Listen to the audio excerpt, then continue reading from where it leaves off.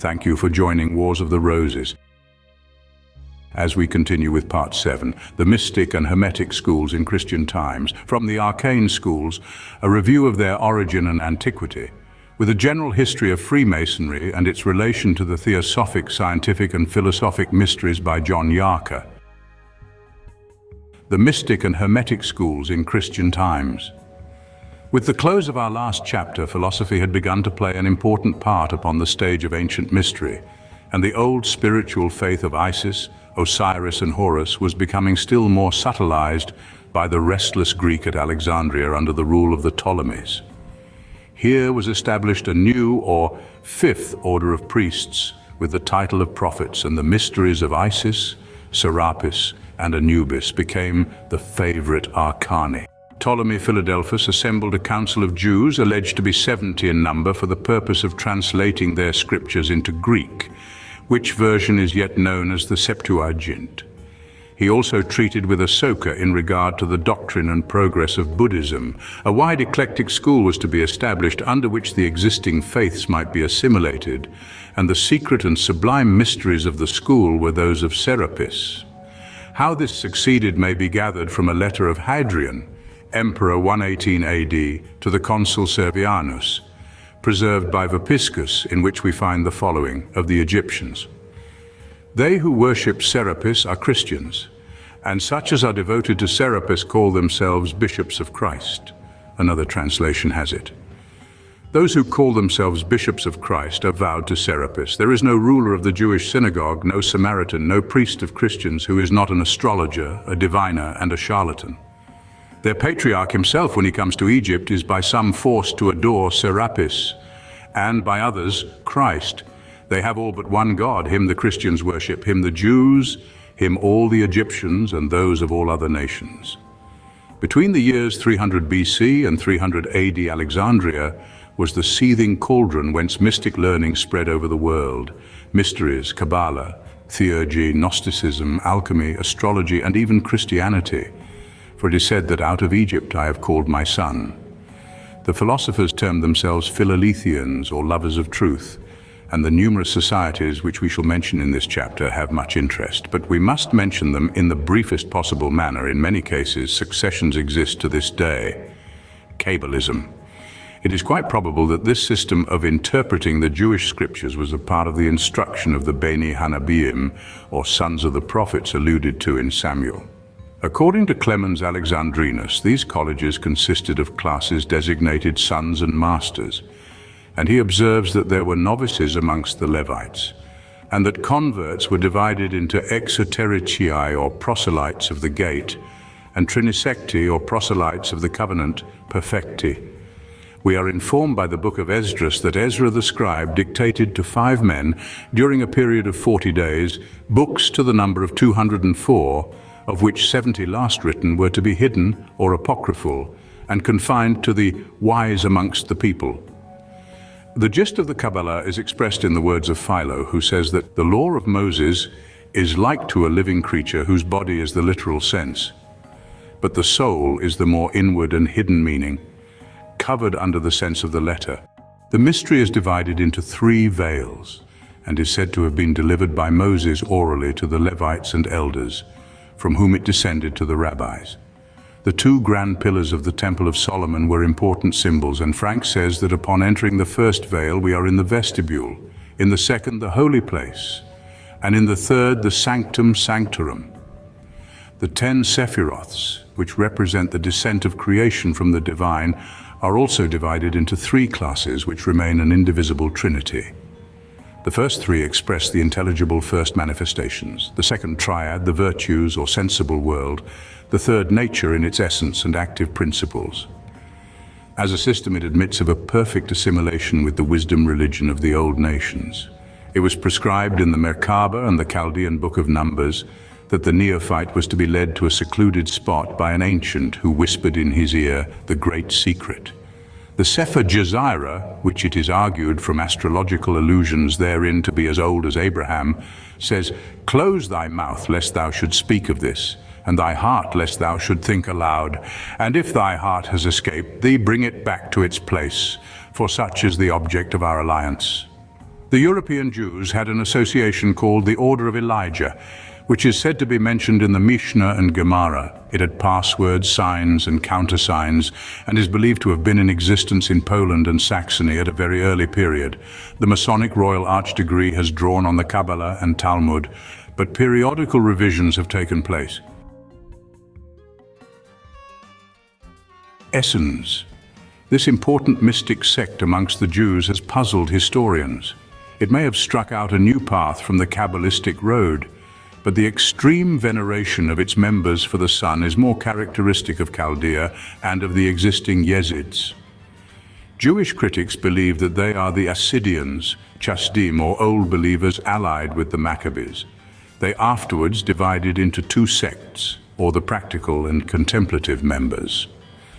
Other writers consider that they were Egyptian priests driven into Syria by the conquests of Cambyses of Persia and Alexander the Great, and it is very probable that this may be partly correct and that they may have included Jesus ben Panther, a nephew of Queen Salome, who after studying Egyptian theurgy and preaching to the people was proclaimed for 40 days and then stoned to death and hung on a tree at Lydda about the year 100 BC.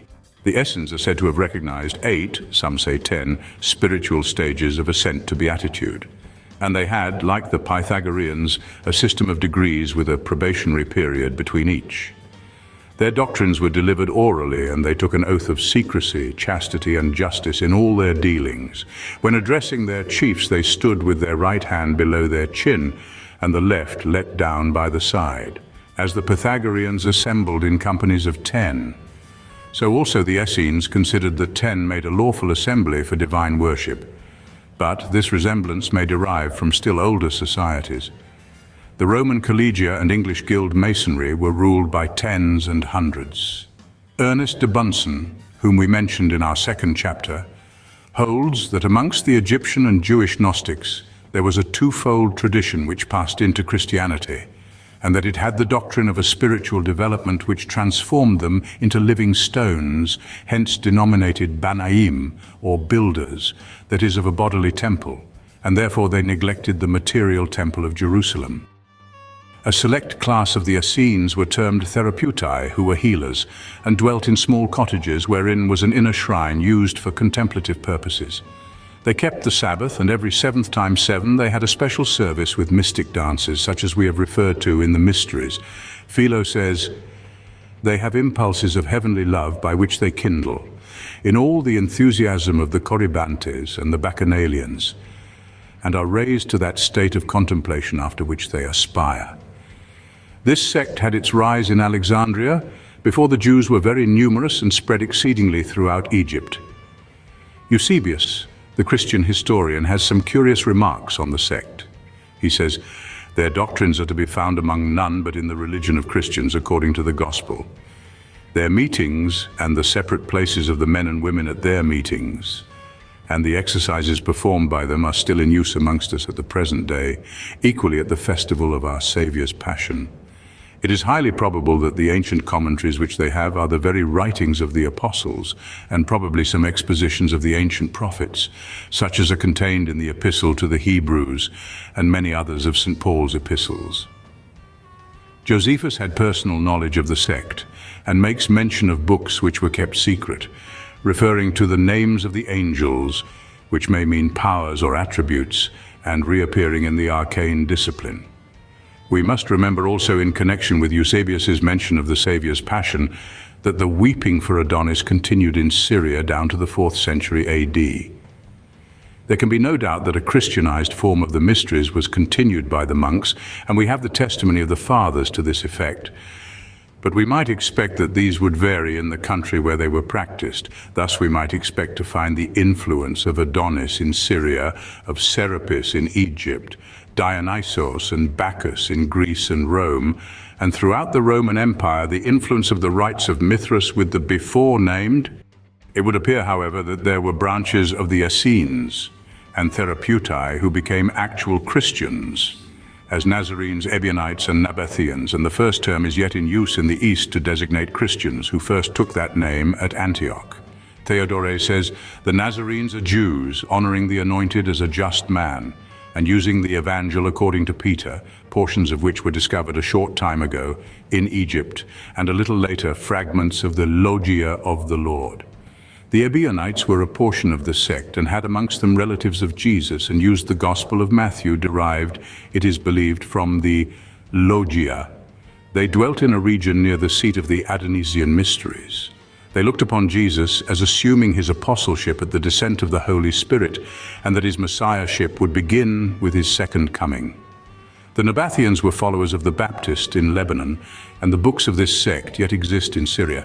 Marcion, who left Rome about 140 AD, would seem to have followed the Gospel of Luke. Eusebius, St. Jerome, and Epiphanius have asserted that these sects were branches of the Essenes, and there is no doubt that several of the sects, which were eventually classed as Gnostic by the Church of Rome, proceeded from them. We will, for convenience, before proceeding with the Gnostics, take the secret system of Platonists who Christianized themselves. Arcane Discipline. This system was in vogue in the Church of Christ between the 1st and 4th centuries of our era.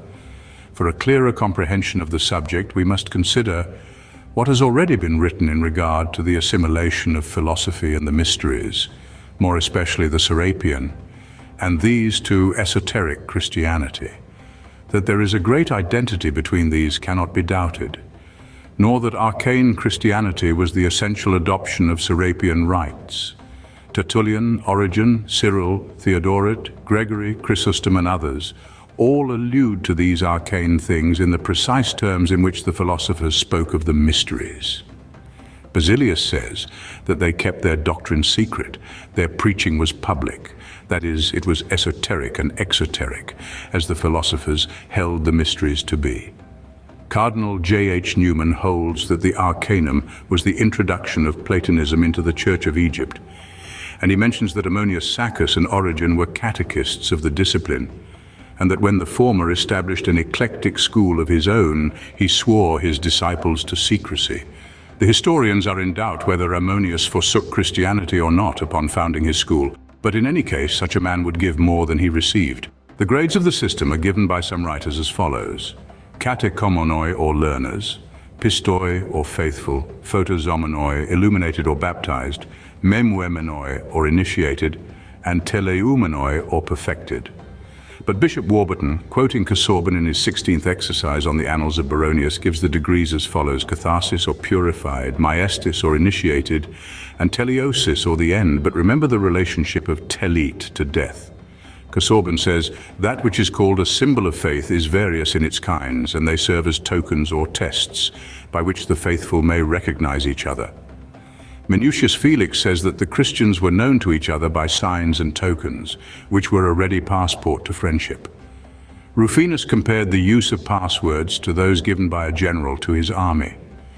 Clement says, let the engraving upon your ring be either a dove, emblem of the Holy Spirit, a palm branch, peace, an anchor, hope, or a ship running the church, or a fish.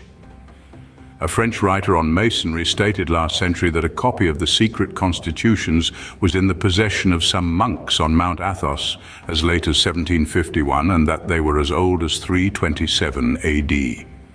The church itself was divided into three portions: the nave for the catechumens, as was the vestibule for initiates of the lesser mysteries; the aisles for the faithful; the chancel for the perfected. When the catechumen had completed his probation, which was usually of 2 years, he was apparently a pistos, or probationer, and had to fast for 21 days, as usual in the mysteries. His shoes were removed, and all his clothing with the exception of an undergarment, and with a lighted taper in his hand he was led into a room adjoining the church. Prior to baptism, the aspirant, with his hand raised aloft and face to the west, or place of darkness, thrice renounced the devil and all his works. Then, with his face to the east, or place of light, he thrice declared his belief in the doctrines he had been taught and his intention to remain a soldier of Christ.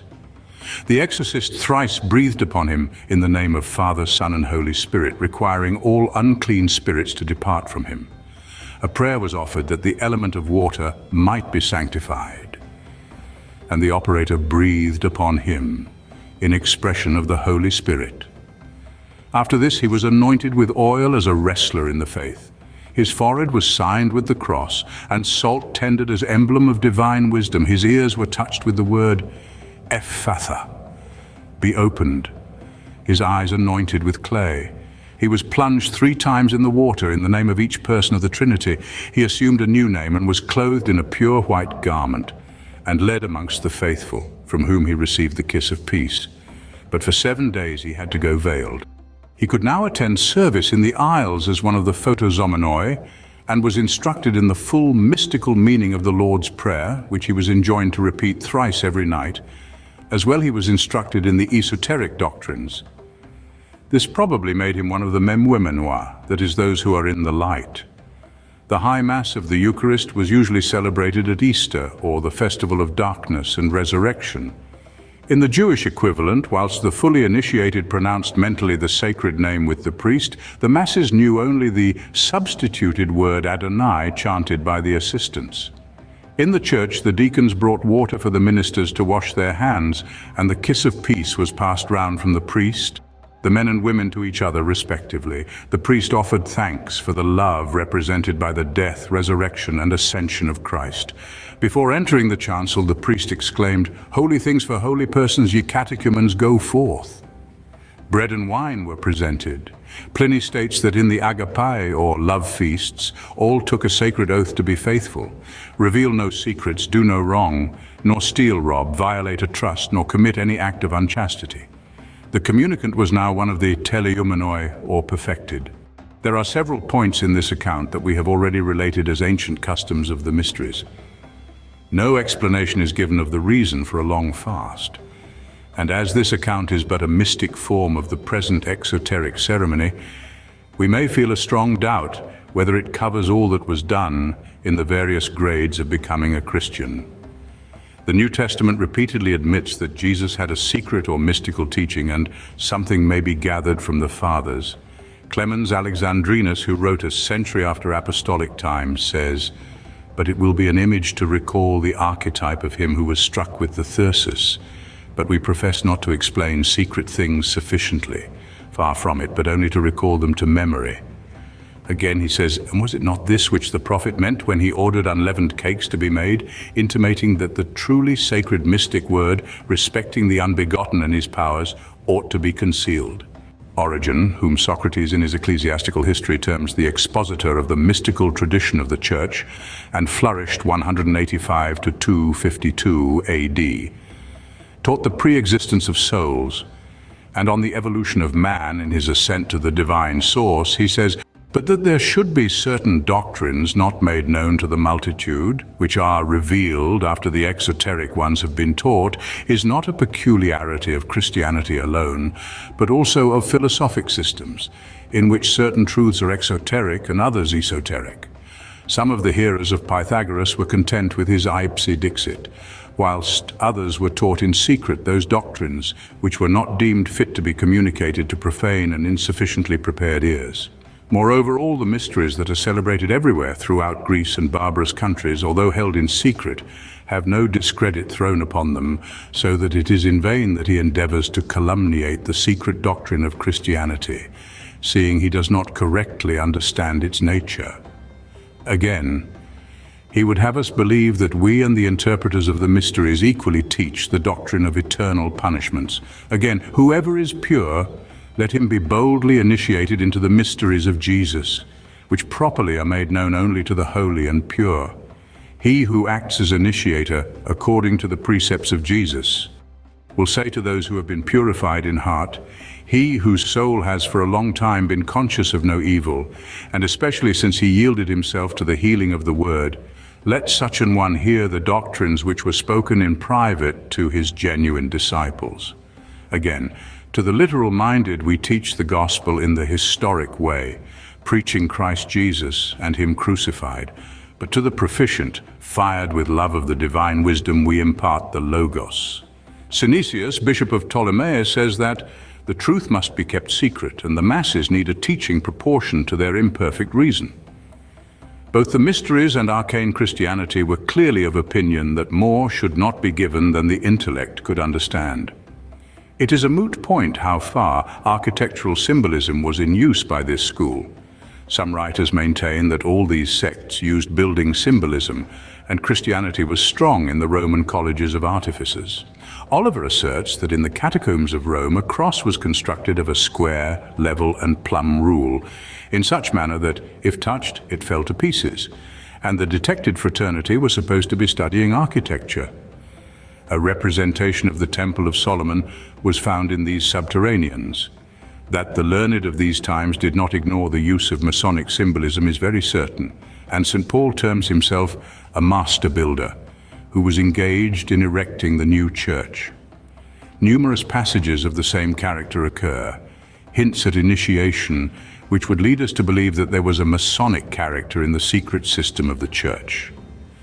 The apocryphal book called The Vision of Hermes compares the faithful to perfect ashlars of a true die or square, and the less holy to imperfect stones and rough ashlars. In the so-called apostolical constitution, the church is compared to a ship, as it is in the Egyptian ritual of the dead. The minister is captain, the deacons mariners, the congregation are passengers. The nave of the church is equally an allusion to the Ark of the Mysteries. We have some information upon the organization of the arcane church in the Stromata of Clemens, in degrees of glory in heaven corresponding with the dignities of the church below, but which is more fully explained by Dionysius the Areopagite, equally based upon heavenly and ecclesiastical hierarchies. In each, it is 3 times 3 equals 9 classes. In the first division, we have seraphim, cherubim, and thrones. In the second, dominions, virtues, and powers. In the third, principalities, archangels, and angels. In the earthly counterpart, Jesus stands in relation to it, as does the Heavenly Father to the celestial hierarchy. The first triplet is baptism, communion, and consecration of the chrism, representing purification, enlightening, and perfecting. Second, the orders of deacon, priest, and bishop. Third, monks, members, and catechumens. Here we have the exoteric, esoteric, and divine church. The lectures of the Order of Herodim Rosicrucian, which claim a Chaldee Masonic origin, speak of these matters, and the Christian mysteries, equally with the Platonists, speak of hylix, sepulchres, and the dead, as applying to those who are buried in worldly matters and things of sense. We have been more diffuse on this subject for the reason that Christian churches could only have been built by Masons who possessed its arcanum. There are 2 accounts which indicate in this country that either the history of the arcane discipline is not fully known, or in the other case that the Chaldees had inherited a special rite from their druidical ancestors, a rite which resembled that of the mysteries of the philosophers, and they should be considered together. The first Chaldees had been Druids, and St. Patrick is said to have been born at Dumbarton, and to have gone to Ireland in the year 432 AD. St. Columba left Ireland with 12 companions in the 6th century, intending to found a monastery at Icolmkill, on an island in the Hebrides.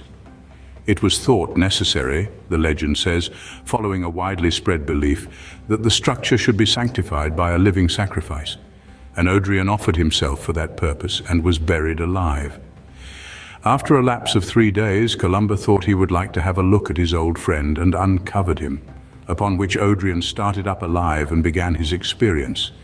He had learned the truth in the other world. There was no fall of man, no personal Christ, no personal devil, and no hell. The scandalized Columba ordered his friend to be covered up again, that he blab no more. This tale enshrines some of the alleged heresies of the Chaldees, for there were many others. It is further explained by the following account, which we copy from Froissart and Gough's additions to Camden.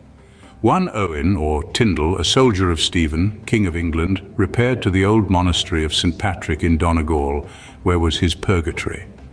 He was prepared for his initiation by a 9 days fast on bread and water, but which Matthew Paris says was originally a fast of 21 days.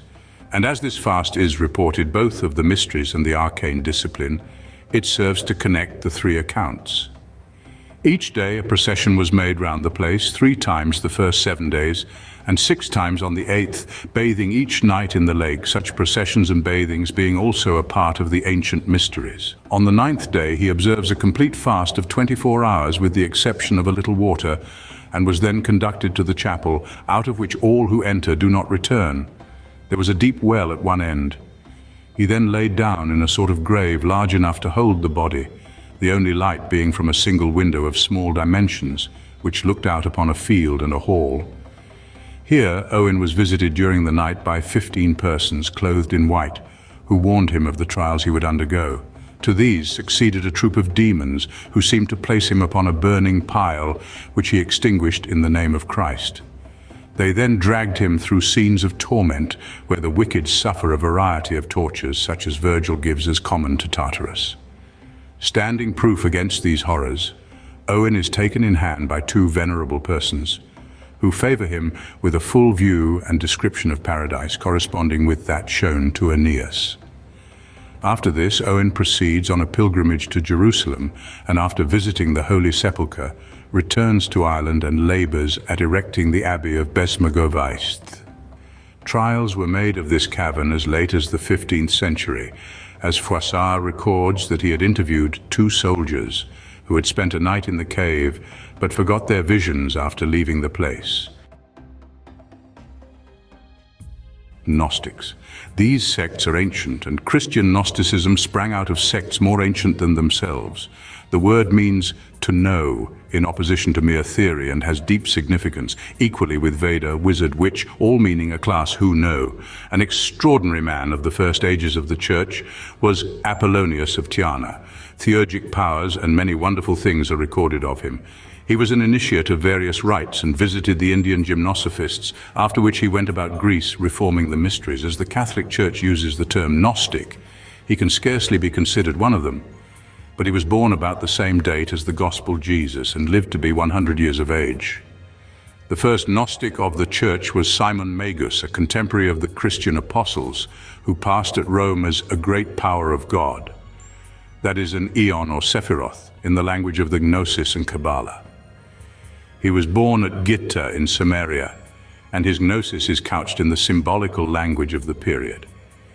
He was personally known to the apostles, who clearly considered him a person to be reckoned with, although he would seem to have looked upon them favorably and mildly asked Cephas, "Pray for me."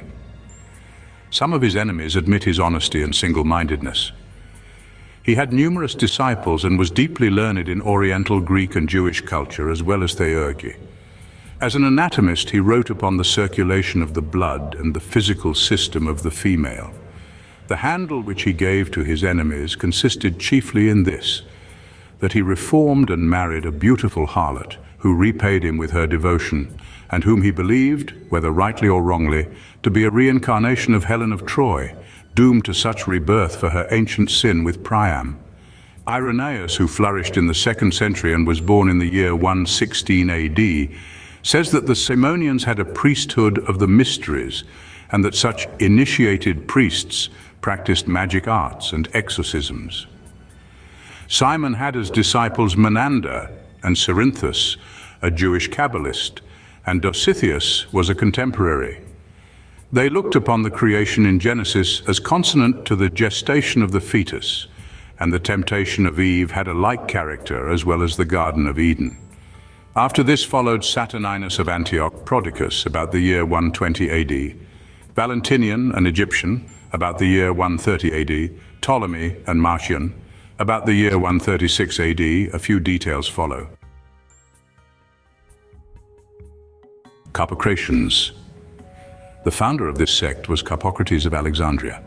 He would seem to have been a disciple of Jehoshua ben Panther, previously mentioned, rather than the Gospel Jesus.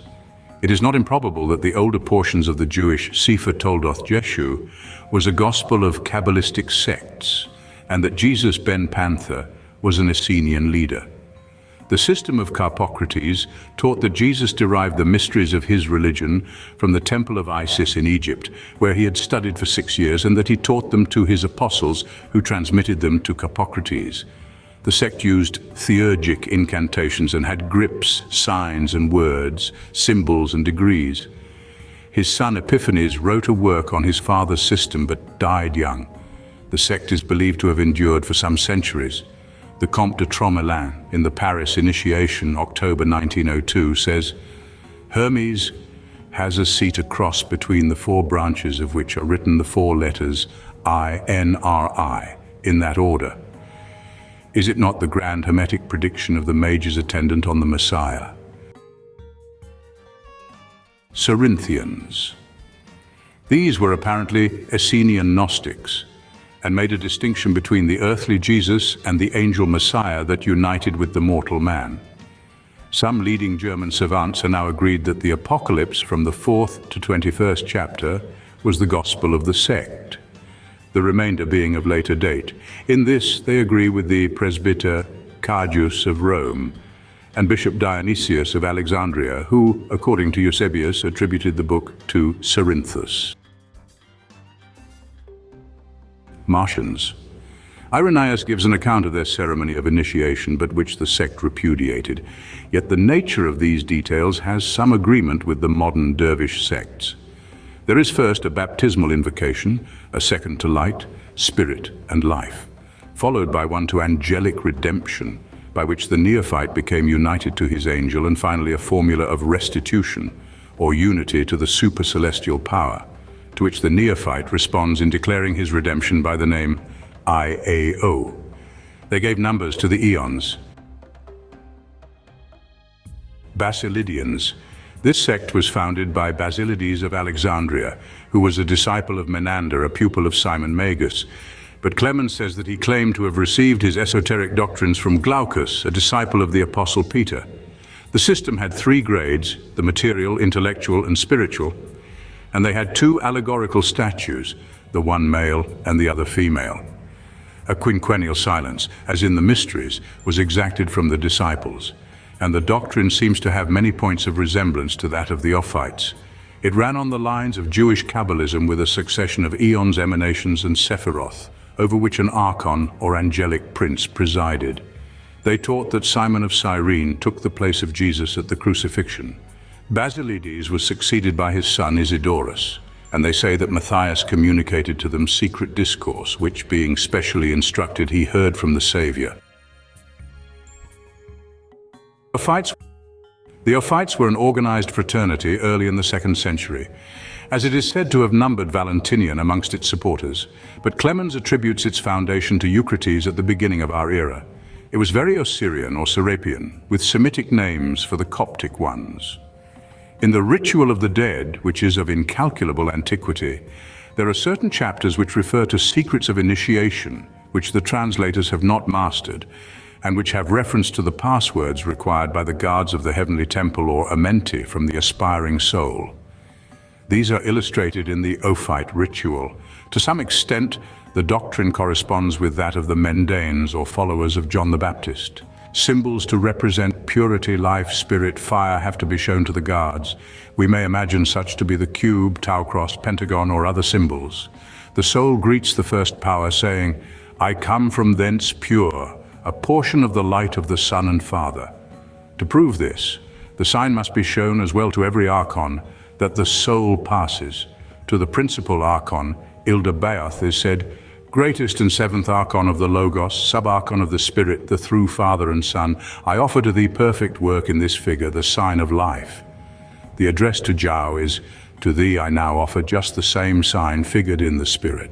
Then going to the Sabaoth, archon of the 5th permission, Lord Sabaoth, proclaimer of the law of the creation, perfected by thy kindness, by the power of the most mighty 5th number, let me pass.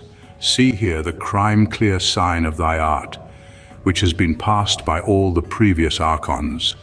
In the form of this sign, a body absolved by fire. After the soul has shown this figure thrice, it needs no further sign for the succeeding archon, Aristophanes, but addresses him confidently, "Let me pass, thou seest one initiated." These 7 archons were represented in this system by animals: Michael by a lion, Suriel by a bull, Raphael by a serpent, Gabriel by an eagle, Thutabaoth by a bear, Eratzoth by a dog, Uriel by an ass. These names are Kabbalistic equivalents of the archons. Origen names the rulers thus: Adonai Sun, Jau Moon, Eloi Jupiter, Sabao Mars, Ori Venus, Astaphoi Mercury, Ildabaoth Saturn. Ophite or serpent symbolism is ancient as the world, and one of the sacred alphabets represented the writhing curves of serpents. Narcene. The Nasine were a branch of the Ophites, the name being derived from the Hebrew nas, a serpent, and we have quoted the words of one of the sect in the last chapter. Valentinians. The 5 Gnostic words seen here are translated, the robe, the glorious robe of my strength, and are said to have been on the shining garment of Jesus at his glorification. They are said to represent the 5 mystic powers of the reborn, which become 7 upon bodily death. Heraclian was a follower of this school and wrote about the year 170 AD a commentary upon the Gospel of St. John's opening words. Bardessanians. The founder of this sect was Bardesan, a man of noble descent born at Edessa in the year 155 AD and died in 233 AD. He was author of an Armenian history, a book on the Indian religions, a book of hymns, another on the Manicheans, and the book of laws of the countries concerning fate, free will, and nature. A most beautiful hymn of his symbolizes the Gnostic initiation. Professor A. Bevan terms it a hymn of the soul, but the Theosophical Review, to which we are indebted for many hints on Gnosticism, terms it the hymn of the robe of glory. His antagonists brought these charges against him. 1, he denied the resurrection of the body. 2, he held the theory of a divine mother and a father of life as the origin of the son of the living. In other words, the Gnostic doctrine of the concealed logoi. 3, he believed in a number of lesser gods, such as the 7 who are said to surround the throne. The subjects appear in the poem mentioned as the King of Kings, the Queen of the East, and the brother next in rank. Finally, the lesser gods are the kings who obey the King of Kings. Manicheans. The most noted of the Gnostic sects was the Manichees, whom Herder ranks as a sect of the Persian Magi. The founder is said to have been a pupil of Scythianus, an Arab of the purest morality who was contemporary with the Christian apostles. He studied the Egyptian philosophy and composed 4 books designated chapters, mysteries, treasures, and gospel. A disciple of this man, named Ferbulio, assumed the name of Buddha. It may be to imply reincarnation, and dying by accident, a widow with whom Ferbulio lodged had a slave of the name of Kubricus educated, and gave him the 4 books which he took into Persia, where he assumed the name of Mani, which means conversation. It is said that the king of Persia had him flayed alive with reeds. The entire tale looks like a fable of the enemies of the sect. In addition to the class of disciples, the sect had that of auditors who were permitted to hear the writings of Mani read and interpreted in a mystical form, a custom we saw followed by the Brahmins in dealing with the warriors. The 3rd grade was the perfect, or elect, who were the priestly order of the sect. From these last were chosen the magistri, or council, who were 12 in number, as in the Culdee system, with a 13th as president. When a Manichee passed over to orthodoxy in Rome, he was required to curse his late associates in the following terms, which implies a reference to the sun god of the mysteries. I curse those persons who say that Zarides and Buddhas and Christ and Manichus and the sun are all one and the same. The sun, Urim and Mani, being the savior symbol and the old mystery god under various names, a Sunday festival was observed in March when funereal rites were celebrated. On this occasion, the altar was adorned with great magnificence, and a splendidly decorated pulpit, ascended by 5 steps, was erected, before which all prostrated themselves. This sect, in common with all the other Gnostics, had secret forms of recognition. Augustine says signa, oris, manum et finus, which Barruel translates 3, that of the word, the gripe, and of the breast. Epiphanius, who had been a member, professes to give the mode by which they tested strangers, tickling the palm of the hand with the finger. Augustine was at one time of his life a Manichee, but failing for some reason to obtain advancement, withdrew from the sect. Synesius, Bishop of Cyrene, and a pupil and lifelong friend of the unfortunate Hypatia, who was torn to pieces by a Christian mob before the very altar, continued a Platonist to the last, and he bitterly reproaches one of his friends for having lightly betrayed to uninitiated auditors a part of the secret doctrines of the philosophers. The contest between the Roman Church and the Gnostics, broadly speaking, resolves itself into this. First, the historical Jesus, the Christ of the Church, and second, the ancient Christos of the Serapian culte, the good God, with a spiritual Christos to be developed within each perfected Gnostic. The former view was that of Peter and the Judaizing Christians, the latter that of Paul, Origen, and the British Culdees. The Arcane Discipline was the union of the two, in which the literal history was taught exoterically, and the spiritual version esoterically. In the end, the Church sought to teach both exoterically. Arcane symbols. A number of the peculiar symbols of the various sects have come down to us, but have not yet been properly classified by any writer. 1. Those with a cock's head upon the top and the name Abraxas upon some of them. These may be Mithraic and Basilidean, as the cock was a Mithraic symbol, Abraxas is Basilidean. 2. Those with the head or body of a lion, commonly inscribed Mithra. 3. Those with the figure or name of the Egyptian Serapis. 4. Those which have figures of sphinx, ape, scarab, asp, ibis, goat, crocodile, vulture, etc., all Egyptian symbols. 5. Those which have human figures and the names Jah, Sabaoth, Adonai, Eloi, Basilidean, Ophites, and Jewish sects. 6. Those with a costly monument and the word Abraxas, Basilidean and perhaps Manichean. 7. One represented in the work of Shifaleh, which has upon it 7 stars and a larger one above them, together with a pair of compasses, a square and other geometrical emblems, perhaps Kabiric. 8. One in the British Museum engraved by Brother William Hutchinson in his Spirit of Masonry.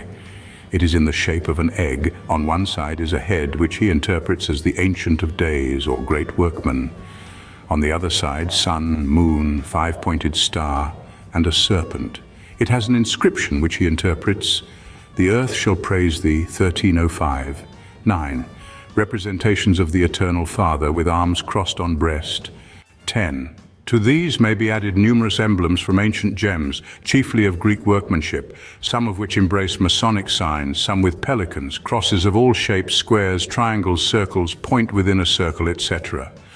The Gnostics had great respect for the number 7 because it results from adding the side view of a square to those of a triangle, or the 3 principles and 4 elements applied spiritually. In regard to the number 7, we may quote Mr. T. Subarow, who says, "Algebraically, the number of entities evolved from 3 primary causes is 2 cubed minus 1 is 8 minus 1 equals 7.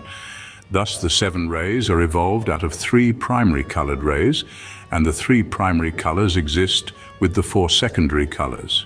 Similarly, the 3 primary entities which brought man into existence exist in him with the 4 secondary arising from different combinations of the 3 primary entities." The real cause of the veneration of the Manichees for the reed, upon mats of which they affected to lie, is not very apparent, but it was everywhere a sacred symbol.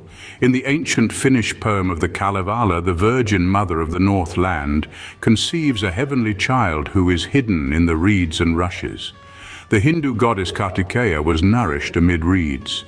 Moses was saved in an ark of bulrushes, and a reed was put into the hand of Jesus as a scepter. As the plant grows upright out of water, it may symbolize truth springing from sacred doctrine. But as the Virgin Mother is primal matter, that requires another key of interpretation. The Gnostics adopted the Apostle John as their patron. His symbol was the eagle, or bird of the sun, which was the sectarian's sacred emblem. It is found in Egypt at the foot of the Tau cross and now on the jewel of a Rosicrucian mason. The Gnostic tokens were a sectarian version of the older pagan Tesserae Hospitalis, on which was the head of Zeus. And under the Roman Empire there was the Tesserae Frumentaria, which entitled the bearer to a public distribution of grain. There was the white stone presented on Mithraic initiation, and Clemens, in his hortatory address to the heathen, appears to allude to both sign and pass and material token. Nam equidem nullo unquam periculo compella quae reticenda accepi hac ad profanos enuntiare. Again, velunius liberi patris simistae qui adestis, sitis quid domi conditum celetis et tacite veneramini. There can be no doubt that the Arcane Discipline had them as tokens of preparation for the Supper of the Lord. Many, if not all, the Catholic confraternities present a token which is generally worn under the clothes from a ribbon. Some of the tokens yet preserved belong to the Templars, and there are a quantity of abbey tokens which are struck in lead or pewter with the cross on one side, and on the obverse a variety of designs. Esoteric Buddhism. This living system has every appearance of great antiquity. Its symbols are ideographs, interpretable in any language, and touch the mysteries. It has two divisions, theory and practice, or the active and contemplative of the Essenes. The doctrine of the heart, as opposed to the eye, the secret path as opposed to the open, and is the seal of truth, which leads to the growth of the tree of knowledge, or the dragon tree, which is the development of the higher self. The secret heart has three halls from which lead two paths for the listener and the exerciser. The first is the fourfold dhyana, the second is the seven noble gates of virtue opened by the golden keys of charity, harmony, patience, worldly indifference, and persistence, until finally the initiate arrives at the attainment of supreme wisdom by traveling the paths of hearing and seeing. These paths may be compared with the seven halls and staircases of the Egyptian ritual of the dead. Similarly, we have the seven-stepped ladder of the golden precepts, each step being an advance towards union with the divine. Its rungs are of suffering and pain, its sides of love. To hear and see reaches the second stage of ascent, when the four senses blend and pass into the inner sense. The fifth and sixth carry perfect renunciation and concentration of the higher self. On the seventh, thyself and mind are like twins upon a line. The star, which is thy goal, burns overhead. Tibet, like Thebes, denotes sacred ark and points to the high tableland of Tibet as a center of the mysteries. Arcane schools. The Gnostic sects, Neoplatonists, and the mysteries descended down the stream of time with mutual forbearance and goodwill until late in the 4th century, when evil times came upon them. The church was becoming powerful and intolerant, and there was no room left for the mysteries of Mithras, Serapis, Bacchus, the Kabiri, Hirtha, Druids or Gnostics. And the church considered itself capable to absorb their teachings. The emperors Valentinian, 372, Theodosius, 381, and Theodosius II, 450, all forbade the assemblies of Gnostics, Platonists, and all other religious mysteries, but this only led to greater secrecy and disguise. Psellus tells us that the Eleusinian mysteries continued to be practiced at Athens in the 8th century and were never entirely suppressed. In the 6th century, the Gnostics were put to the sword in Persia, but some embraced Islam and transmitted their system amongst the dervish sects. In 657, the Manicheans had assumed the name of Paulicians, and it is said that in the course of 3 centuries 100,000 were put to death by the Romish Church or at its instigation. The name of Cathari succeeded and implies, as in the discipline, purity. Some took the name of Euchites, others Bogomiles, Albigenses, and later Lollards, traveled over Europe seeking proselytes and continuing either openly or secretly until modern times. There was nothing offensive in the word Gnostic. It means knowing as opposed to believing. Clemens, in his Stramata, uses the word in orthodoxy thus: happy are they who have entered into Gnostic holiness. Hecathorn says that in 1022 the canons of Orleans were burnt for Manichaeism by King Robert. As Cathari, they were persecuted in Italy from 1150 to 1224 and were compelled to perform their rites in woods and forests like the Carbonari. And it is not improbable that the latter, whose mysteries represent the Passion of Christ, is one of their branches.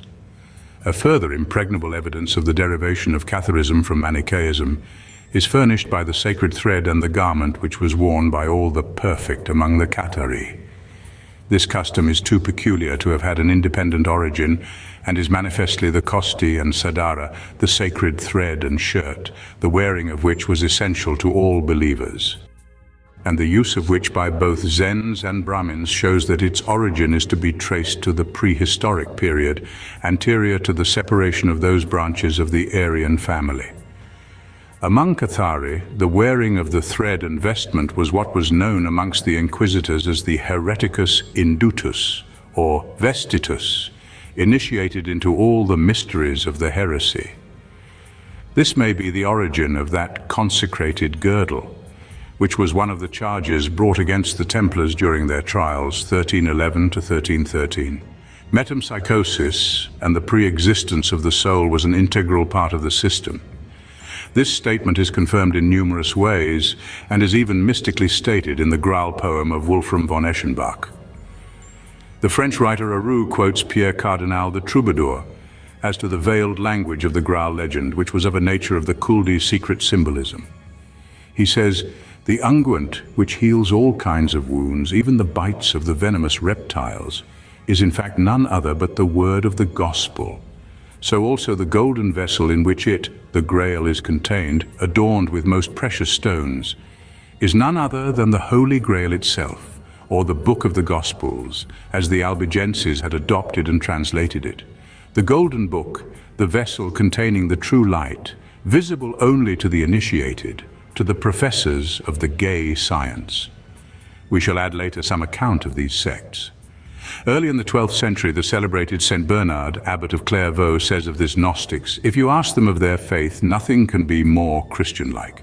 If you observe their conversation, nothing can be more blameless, and what they speak they make good by their actions. As to life and manners, he circumvents no man, overreaches no man, does violence to no man, he fasts much, eats not the bread of idleness, but works with his hands." Another Roman writer says that the perfected were divided into bishops, major and minor brothers, and deacons, and that these abstained from animal food and from women. It is related of the Waldenses, who were a branch of the Albigenses, who may have preserved the arcane mysteries from their first reception of Christianity, that the initiated assumed new names, and that when the believer was on the point of death, he was perfected thus. They assembled in a dark room, closed on all sides, but illuminated by a great number of lights affixed to the walls. Then the new candidate was placed in the center, when the presiding officer of the sect laid a book, probably St. John's Gospel, on his head, and gave him the imposition of hands, at the same time reciting the Lord's Prayer, saying also, "Have pity on this imprisoned spirit." The last, a very Platonic formula. Sacco says, in speaking of the 13th century, "In many of the sects their secrets are by no means revealed." Limborch says, "They had also a peculiar manner of saluting each other, by embracing, putting their hands to both sides, and turning their heads 3 times to each shoulder, saying every time, 'Praise the Lord.'" Of the Waldenses, who followed Peter Waldo, who was probably a Waldens, it is said that those who are perfect put in the upper part of the shoe a zabata, a sort of escutcheon as a sign, from which they are called in zabata. This statement, referring as it does to the 13th century, seems to amount only to this, that they wore sandals or wooden shoes.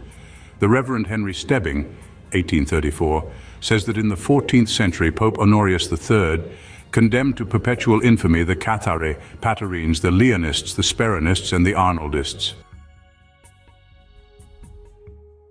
Veum Gerichte. According to Abbot Trithemius, who wrote his Polygraphia about the year 1500, the Emperor Charlemagne instituted in 770 for Saxons of Westphalia or the Red Earth a secret tribunal for the suppression of paganism and bad morals, with secret laws, private signs, and a form of oath, using amongst themselves certain ciphers and alphabets which are now lost. The original society was no doubt attached to the old pagan worship. A society very similar to the Holy Veme was established at Castile and Leon in Spain in the year 1245 and designated the Hermandad. In the 1906 volume of Ars Quatuor Coronatorum, page 31, I printed a paper on the ritual of the Veum court of the year 1490. In this ritual, the free count is supposed to occupy the throne of Charlemagne in the same way that the master mason is supposed to occupy the throne of Solomon. But the curious point is that, with a quite different object in view, it has all the formula of guild masonry. Brother F.F. Schnittger informs me that the 3 sides of his father's house overlooked 5 of the old free stools or places of judgment, and that he has known people who participated in some of the last meetings of the Veum. And his opinion is that Charlemagne, of whom hereafter we will say something as a builder, adapted the existing tribal jurisdiction to his ends, and that the secret tribunal is the jurisdiction of the ancient priests. The association possessed 2 courts, an open one, Offenesding, and a secret one, Geheimsgericht, and to the latter the free or initiated were only admitted. Their laws and signs are partially known, their words absolutely, and their oath exists in a dozen documents. Alchemists. The alchemical art is doubtless as old as other branches of science and is traceable in Egypt, China, and India in the earliest times. Modern writers on chemistry assert that it was practiced by the Essenes and Kabbalistic Jews. When it was suppressed in Egypt, it still lived on in China, where the terms used correspond with those of the European alchemists. In all countries, it had three interpretations and three objects: the alkahest, or universal solvent, the lapis, or stone or powder of transmutation, and the elixir, or universal medicine. As a secret mystery in which art and religion are combined, it no doubt originated amongst a metallurgic people. Thus it is physical, as we have said, and psychological in its interpretation, and as such allied to Gnosticism. And it is moral in its relation to humanity. It aimed, in this sense, at converting the lead of the body and the silver of the soul into the gold of the spirit. And it is in this meaning that Aristotle employs it when he says that all men have the stone within them, and that its conversion is the labor of wise men. The mystic marriage of the sun and moon, in its spiritual and inoperative sense, is the union of soul and spirit to form the Gnostic Christos. The Hermetic system united all nature, inasmuch as that which is above is the same as that which is below.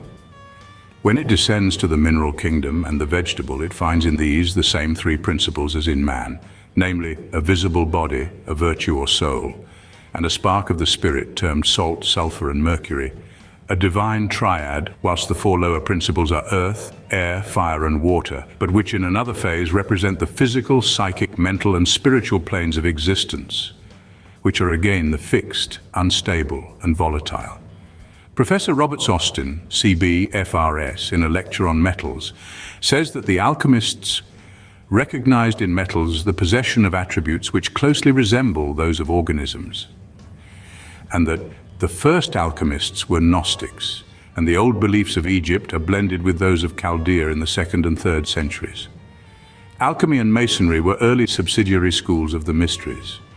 In its operations, the society held that as all things proceed from the will of one, so all were again resolvable to first principles, and that metals might be separated, refined, and reunited.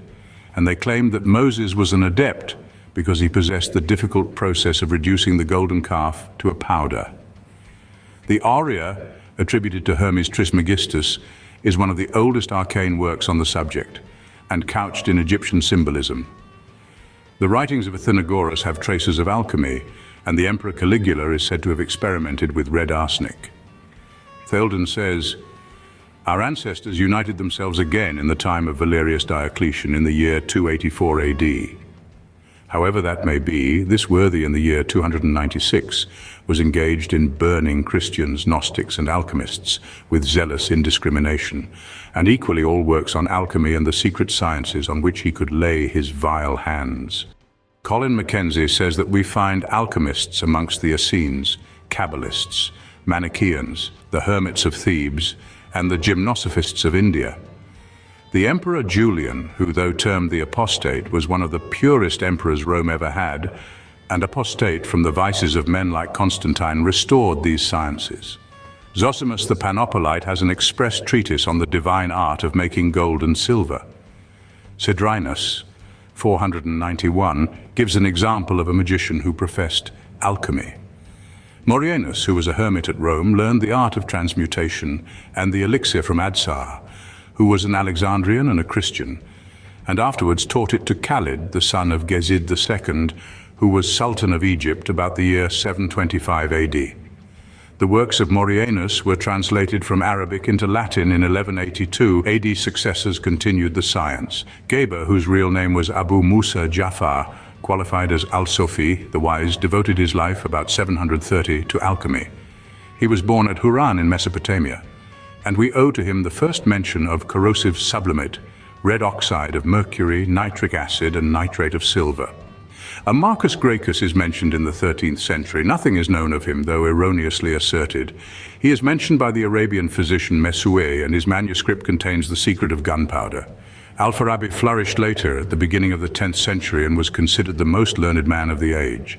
Avicenna, whose real name was Abucena, another great alchemist, was born at Bokhara in 984 and died in 1036. After this time, but few philosophers of note are mentioned by name in Arabia, and it now began to attract attention in Spain, into which country the Moors and Jews had introduced it.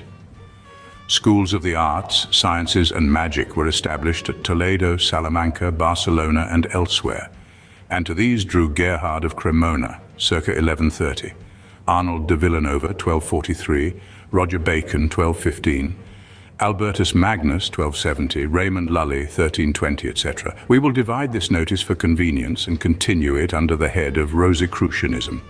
It is an appropriate division because we have better and fuller evidence of its symbolism, much of it being identical with Masonry and Gnosticism, and doubtless derived through Spain from the House of Wisdom at Cairo. During the dominion of the Moors in Spain, the Jews enjoyed consideration and numbered many of the most learned men of the time amongst their race, and proportionately held in estimation. After the fall of the Moorish power, the Jews were persecuted, and in the 14th and 15th centuries under the name of Marranos, they met in great secrecy at inns disguised using grips, signs and passwords. The Temple of Solomon was bound to have its prominent place, but it is unlikely, unless in the arch ritual, that the society could have any connection with Masonry, whose broad and liberal platform is opposed to the exclusive nature of Judaism. Islamite mystics. We have mentioned that Islamite Gnostics arose in Persia at an early period, and they claim to be as old as the time of the Prophet. It is said that their origin is the Ali-Alahis, a continuation of the old sect of Medo-Persian Magi. The sects are termed tanks or paths, for they are pilgrims or travelers on the urug, or ascent, in which there are three uruans: the road, the stages, the goal. At this time we have numerous sects of these mystics, and it is claimed that Ali, who according to the Persian sect was the lawful successor of Muhammad, founded them by bestowing some article of his clothing when he established their orders. Thus one sect claims to have received his tailji or cap, another his kirka or mantle, another his kemai or girdle, thus fixing a succession. Beni Ibrahim. Every reading Mason is aware that from the time of the original of the Cook manuscript constitutions, say about 1400 AD, it has been handed down that the hunter king Nimrod was a grand master, and that Abraham, who is said to have fled from him, taught the Egyptians geometry. It is not worthwhile to attempt to refute the latter statement, as according to biblical chronology, Abraham was not in Egypt until about 1925 BC. But it would be worthwhile to ascertain, if we could, what ancient writer, probably Oriental, is responsible for the Abrahamic origin of geometry in Egypt. I am aware of what I have never yet seen mentioned by any Masonic writer, that amongst the Muslims throughout the world there is a very ancient secret society which claims to derive from the Quraysh, or guardians of the Kaaba, who were a superior Arab race and the descendants of Ishmael, and of which Muhammad was a scion. In the first and second degrees of this system, precisely the same assertions are made as in the manuscript constitutions of Masonry, whilst the third degree is devoted to the erection of the Kaaba by Abraham, Ismail and Isaac as the three presiding Grand Master Masons. Sale, in his preliminary observations to his translation of the Al-Quran, gives a full account of the legend as to Abraham's erection of a square temple similar to one destroyed in the deluge, the plans of which were ethereally let down from heaven on the prayer of Adam. I'm inclined to give credit to the alleged great antiquity of these three degrees of the sons of Abraham for two reasons, or rather three. In the first place, Muhammad himself confirms the basis of the legend in treating of Abraham. In the second place, the 13th century account of the erection on Salvation Mount of the square temple of San Grail, the plans being similarly heaven-designed, is admittedly by the writer himself, taken from Muslim sources. And in the third place, I believe with Ashmole, that the present system of Masonry was a 13th century reform of an older system. In 1872, the late Brother Mackenzie organized the Order of Ishmael of 36th degree, the basis of which he informed me he had from an Arab in Paris. And in 1884 I was myself in relation with Prince Mustafa ben Ismail, ex-Prime Minister of Tunis, then in Paris. But Mackenzie's idea seems to have been that our biblical legends were the transmission of the Order of Ishmael, of which the sons of Abraham were a very ancient branch, or as he terms it, the oldest secret society in the world. Monsieur Edmond Desmoulins, in his work Anglo-Saxon Superiority, which has created an immense sensation in France, says that in all the oases or deserts under Muslim rule, secret brotherhoods, Zaluas, exist, and he quotes in confirmation M.L. Ponsard on ancient Egypt and Chaldea in prehistoric times. He says, they have their passwords, their signs of recognition, and are ruled by an official hierarchy which starts from the Grand Master or Caliph, and ends with such subaltern agents as the messengers, banner-bearers, guards, etc. There are general assemblies for the purpose of receiving instructions from the Caliph, or for the initiation of fresh members, or again to promote the rising of the population against some interior or exterior foe. This variety of patriotism inspired the societies which formerly occupied the two large oases of Assyria and Egypt, at least during the first part of their history, which extends over the time when, recently issued from the desert, they still were under the more or less domination of the brotherhoods and priests of Ammon. Muhammad and his votaries also partook of this species of patriotism, and so did all the societies started under the inspiration of Islam, whether in the Arabian desert and the Sahara, or at their two extremities from Asia Minor to Spain. Brothers of Purity. This was an association of Arab philosophers seated at Bosra in the 10th century. They had forms of initiation, and they wrote many works which were afterwards much studied by the Spanish Jews. House of Wisdom. The Tariq of the House of Wisdom was founded at Cairo and had 7 initiatory degrees.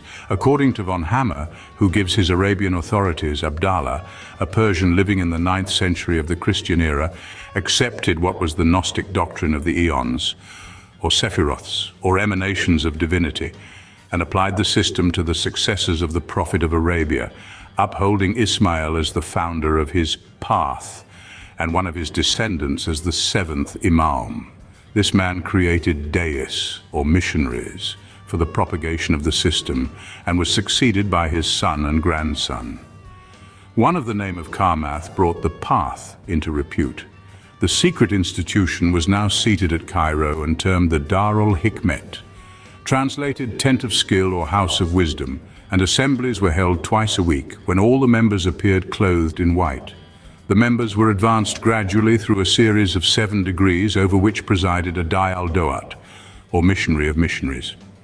Their then chief, Hakem bi Emir Illah, increased these degrees to 9 and erected in 1004 AD a stately building which he abundantly furnished with mathematical instruments. In 1123, the Vizier Afdal destroyed this building, but meetings continued elsewhere. Corresponding with the 7 or 9 grades of the society was a 7-fold gradation of officers, sheikh or grand master, Dai al-Keber or deputy, Dai or master, Rafiq or fellow, Fedavi or agent, Lasik or aspirant, Muemini or believer. The initiate was successively taught that there had been 7 holy imams, that God had sent 7 lawgivers who in the interval of their appearance had each 7 helpers, and that each of these had 12 apostles. It would appear that in 1150 the Sultan of Egypt recognized the grades of the society. For when a special rank was created for the learned Jewish physician Maimonides, it is added that the enlightened men of the kingdom were divided into 7 grades, each occupying a corresponding position near the throne. It is also a slight confirmation of what we have said respecting the Spanish affinity with the Egyptian. Sir John Maundeville of St. Albans served with the Sultan about 1320 and would seem to have been half converted to Islam. He relates that they denied the crucifixion of Jesus and asserted that Judas was substituted in his place. Assassins. Before the year 1090, one of the dais of the House of Wisdom admitted an aspirant of the name of Hassan Sabah, who thus details his conversion. I had been reared like my fathers in the doctrine of the 12 Imams, but I made the acquaintance of an Ishmaelite Rafiq named Emir Dareb, with whom I knit fast the bonds of friendship. My opinion was that the tenets of the Ishmaelites resembled those of the philosophers, and that the ruler of Egypt was a man who had been initiated into them. Hassan goes on to relate that he finally gave his fealty to a Dai named Mu'min, set out for Egypt, and was met on the frontier by the Dai al-Duat. Hassan saw that the failure of the house as a political society arose from the lack of a fortress, and set about to remedy this defect. He obtained, by a cunning strategical purchase in the year 1090, the castle of Alamut. Here he founded the Society of Assassins in 7 degrees, the class of Fedavis being those devoted to the main object, the killing of the enemies of the order. At a later period, the society was dispersed, but yet exists in its 7 degrees in India and other countries, under its old designation of Ishmaelites. Druses. About the same period as the foundation of the Assassins, a Dai of the name of Hamza prevailed upon the Druses of Lebanon to accept the initiatory system of the House of Wisdom. These Syrian mountaineers are a peculiar race who are probably of Phoenician descent. It is known that before the time of Hamza, they possessed secret rites, degrees, and modes of recognition. It was probably a phase of the Assyrian culte, such as is possessed by the Yezids, who worship sun, moon, and bull, and have signs of recognition. From the time of Hamza, they have remained faithful conservators of the organization received from him. The sect recognizes 6 degrees, of which the first 3 are typified by the 3 feet of the candlestick of the inner sanctuary which holds the 5 elements, and these 3 feet are the holy application, the opening, the phantom, referring to man's inner and outer soul and the body of matter. The ignorant are presided over by the akals or wise, and these are of 3 higher grades, which represent more advanced principles and developments. The members are sworn to absolute secrecy and strictly observe their oath. They are known to have signs of recognition, which are common to Freemasonry. They also profess to have some tradition relative to assistance rendered at the building of Solomon's temple. But this may only be one of their modes of hoodwinking the Cowan. Blavatsky, who was an initiate of the sect, informs us that the fundamental principles of Hamza are chastity, honesty, meekness, and mercy, and that its basis is the old Ophite Gnosticism, which in the most ancient times claimed immense antiquity as the builders of the draconian stone enclosures scattered over the Old World and even America. The society admits, like other Ishmaelite mystics, an affinity with the Platonic philosophy, and festivals are held at which raisins and figs are eaten, which it is thought is one of the tests of membership. It reminds us that priest Cyril of Jerusalem speaks of the detestable ceremony of the fig. The aspirant before admission has to undergo a long fast, which is entire on the last day, and a species of trance vision is induced before the ceremony closes. Ansari. The Ishmaelite sect continued to exist after the destruction of the stronghold of the Old Man of the Mountain, as the chief of the assassins was termed. The most prominent of these is named the Ansari. They hold secret meetings for receptions and have signs, words, and a catechism. Lyde, who has investigated this sect, classes them with ancient Templars and modern Freemasons. Dervishes. The various paths of the dervishes are very ancient and spread from branches in Persia and Egypt. Though their rites and doctrines vary from one another, the object of all is similar to each other, and to Magian and Indian yogism, namely union with the deity. We will take the Bektash as typical of the others. In the 15th century, Bektash of Bokhara received his mantle from Ahmed Yesaveh, who claimed descent from the father-in-law of Muhammad. On this, he proceeded to establish a path consisting of 7 nominal but 4 essential degrees. These are magical in their nature, inasmuch as they aim at establishing an affinity between the aspirant and the sheikh from whom he is led, through the founder and the prophet, to Allah. Their initiatory ceremony is shortly as follows. After a year's probation, during which the aspirant is tested with false secrets, a lamb is killed from which a cord is made for his neck, and a girdle of initiation for his loins. He is led into a square chamber, and between 2 armed attendants who present him as a slave who desires to know truth. He is led by the cord round his neck, and one of the axes used or carried by these godfathers is in the writer's possession, bearing on one side the name of Ali and the other that of Muhammad. And he is then placed before a stone altar on which are 12 escallops. The sheikh, who is attended by 11 others, grips the hand of the aspirant in a peculiar way, and administers the oath of the order, which is equivalent to the monkish vow of poverty, chastity, and obedience. He is then informed that death awaits him if he betrays his order, and he makes his profession in the following formula. Muhammad is my reper, guide. Ali is my murchid, director. The sheikh then asks, do you accept me as your murchid? And upon an affirmative reply adds, then I accept you as my son.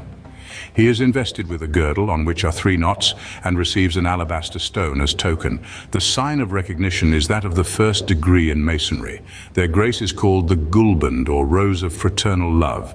Amongst their important symbols are the double triangles and 2 triangles joined at the apex. One of their maxims is, the man must die that the saint may be born.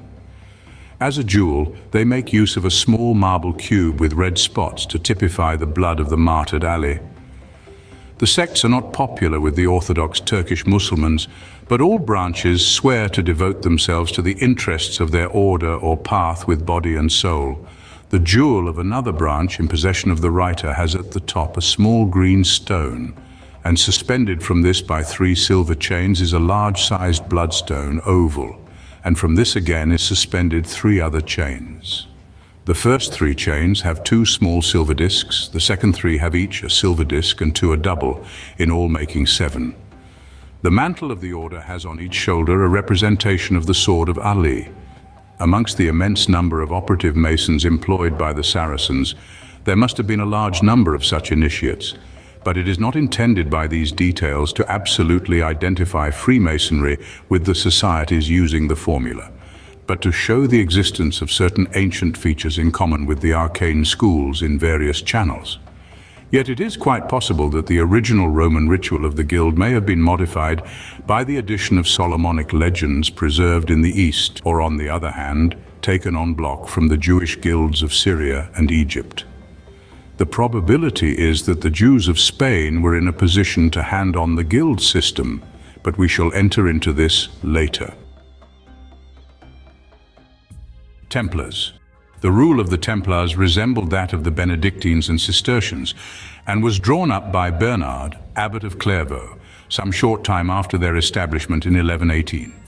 In it, the prelate terms them valiant Maccabees. They were to wear on their clothing and horses neither gold nor silver, not to have more than 3 horses each, because, as he says, they could not rival the world-renowned Temple of Solomon, on the site of which they had acquired a residence. The reception was a strictly secret one, which gave rise in 1310 to a shameful persecution. Before admission to the chapter, the aspirant was thrice cautioned as to the rigorous trials that he would have in becoming a member, and asked if he firmly persisted in his demands to proceed, and if he responded in the affirmative, he was admitted to the reception. In an old number of Blackwood's magazine appears what professes to be the burial service of a Templar. No authority is given, but we know no reasons to deny its authenticity. It is a highly symbolical ceremony at which the classes of preceptors, knights and servitors were present, and the Grand Master presided with an iron hammer in his hand with which 3 knocks were struck upon an iron cross. The 3 classes had each an active part in the ceremony, and in answer to a question of the Grand Master, "Know ye for a truth that our brother is dead and ripe for the long sleep of the grave?" a serving brother takes the hand of the corpse and answers, "The flesh cleaves not to the bone, nor the skin unto the flesh. He is dead." After other questions, 7 knights advance to the corpse and place their hands upon the head, eyes, face, mouth, heart, hand and feet with a fervent blessing, and the corpse is then lowered into the grave. It has been maintained by von Hammer that the members of the order were initiates of the Cairo House of Wisdom, and the resemblance is peculiar. Both had secret receptions, a similar government, and both used white and red in their clothing. That they had a secret reception is beyond doubt, and one of their maxims was that secrecy is the soul of the order. Authorities differ very much as to this secret reception. Those who believe in the Gnostic heresy of the order assert that such initiation was adopted from the Saracens about the years 1250 to 1270, and which added to their old reception a degree of professed, wherein the cross was trodden underfoot. A girdle was given to the initiated. He was taught an enlightened deism and made a disciple of John the Baptist. If there was such a ceremony as indicated, it would be as a test of obedience. The third grade, it is said, was for high officers. A symbolic Gnostic cord was consecrated by the head of Baphometus and presented to be worn under the clothes. Blavatsky says that the Nazarians of Persia have a tradition that they initiated the Templars. The head here mentioned may allude to two words, Baph-metios, or baptism of wisdom, and represent the head of John the Baptist. But De Quincey suggests that it is Kabbalistically composed in substituting B for P to refer to the Pope and Mahomet, whose tenets the later Rosicrucians designated blasphemies of the East and West. On the other hand, the secret mysteries of the Templars are said to have been the Arcane Discipline and to have referred to the faith of Christ. Philip le Bel, King of France, and Pope Clement V combined in 1309 to suppress them, and in 1313 the latter dissolved them on the plea of Gnosticism, which would apply to any of these suppositions. There was in the time of the plenitude of the Templars a peculiar culty legend traveling around, termed the Quest of the Sangreal. It was supposed that there was a lost cup which had contained the blood of the Saviour that could only be found by a chaste knight who journeyed in search of it. It had, if found, various magical properties. Oracular answers to inquiries could be read thereon. Von Hammer professes to read the Graal upon certain old offertory dishes which he considers to have been Templar property, but his views have not been generally credited. There are yet certain ceremonies practiced alluding to Joseph, Jesus and Mary, said to have been of Culti origin, that have a sober resemblance to the quest. The mystic tradition may hide the old blood baptism of the mysteries. Eugene Roux speaks very positively of an Albigensian and Templar connection with the legend, which is supposed to have some basis in the Gospel of Nicodemus. San Marte takes the same view and lays stress upon the use by the Templars at the Lord's Supper of the opening words of St. John's Gospel. The Reverend Baring Gould gives credit to a Templar connection with the mythos. Von Hammer says the poem of Titurel is nothing but an allegory of the Society of Templars and its doctrine, and one with the Gnostic and Ophite symbols. This legend is a lengthy subject to write upon, but it is necessary to say something upon it. The origin of the Graal legend is curious, romantic, and ancient. The Persians have a legend of a golden cup discovered in making the foundations of Persepolis, which they named the Goblet of the Sun. We have also the Hermesian cup in the Poemander. There is also the Welsh legend of Peredur, which means companion of the bowl. Peredur enters a castle, and two young men enter a room where he is seated with a lance from which falls 3 gouts of blood, which the company seeing set up a lamentation. Then enter 2 damsels with a charger in which is a head swimming in blood, and the company utter a piercing wail. The bowl here is the cauldron of Ceridwen, and the blood is the 3 drops of her brew that conferred intuition. In Hanover there is some Templar connection with a charger and the head of John the Baptist, to be mentioned later. Taliesin's poem of Bran the Blessed mentions the bowl of Feredur, which could restore the dead to life. But those who were restored to life by it were not to speak lest they should divulge the mysteries of the vessel. Bran sails to the island of Joy with 39 companions. Monsieur Pauline de Paris mentions the Liber Gradalis of a British priest about 30 years after the death of Cadwallader. About the year 717, the priest had a vision of Christ and of Joseph of Arimathea, who brought the cup to this country with the blood of Christ. These legends admit their indebtedness to the Muslim legends, and there can be no doubt as to what that legend is. It refers to the erection by Abraham of the Temple of Seth, which we refer to elsewhere, in which, on the petition of Adam, an ethereal temple was let down in appearance to which Adam could direct his prayers. The more modern version of the legend was compiled about 1189 under the title of Circules del Grail by Chrétien de Troyes. Sanibur, Prince of Cappadocia in the days of Vespasian, had 3 sons who went eventually to Rome, and his great-great-grandson Titurel was the Grail King and the pure and noble knight. When dying, the Grail King instructed his children in the mystery, and the knights had explained to them the symbols, ceremonies, and the powers of the 12 precious stones.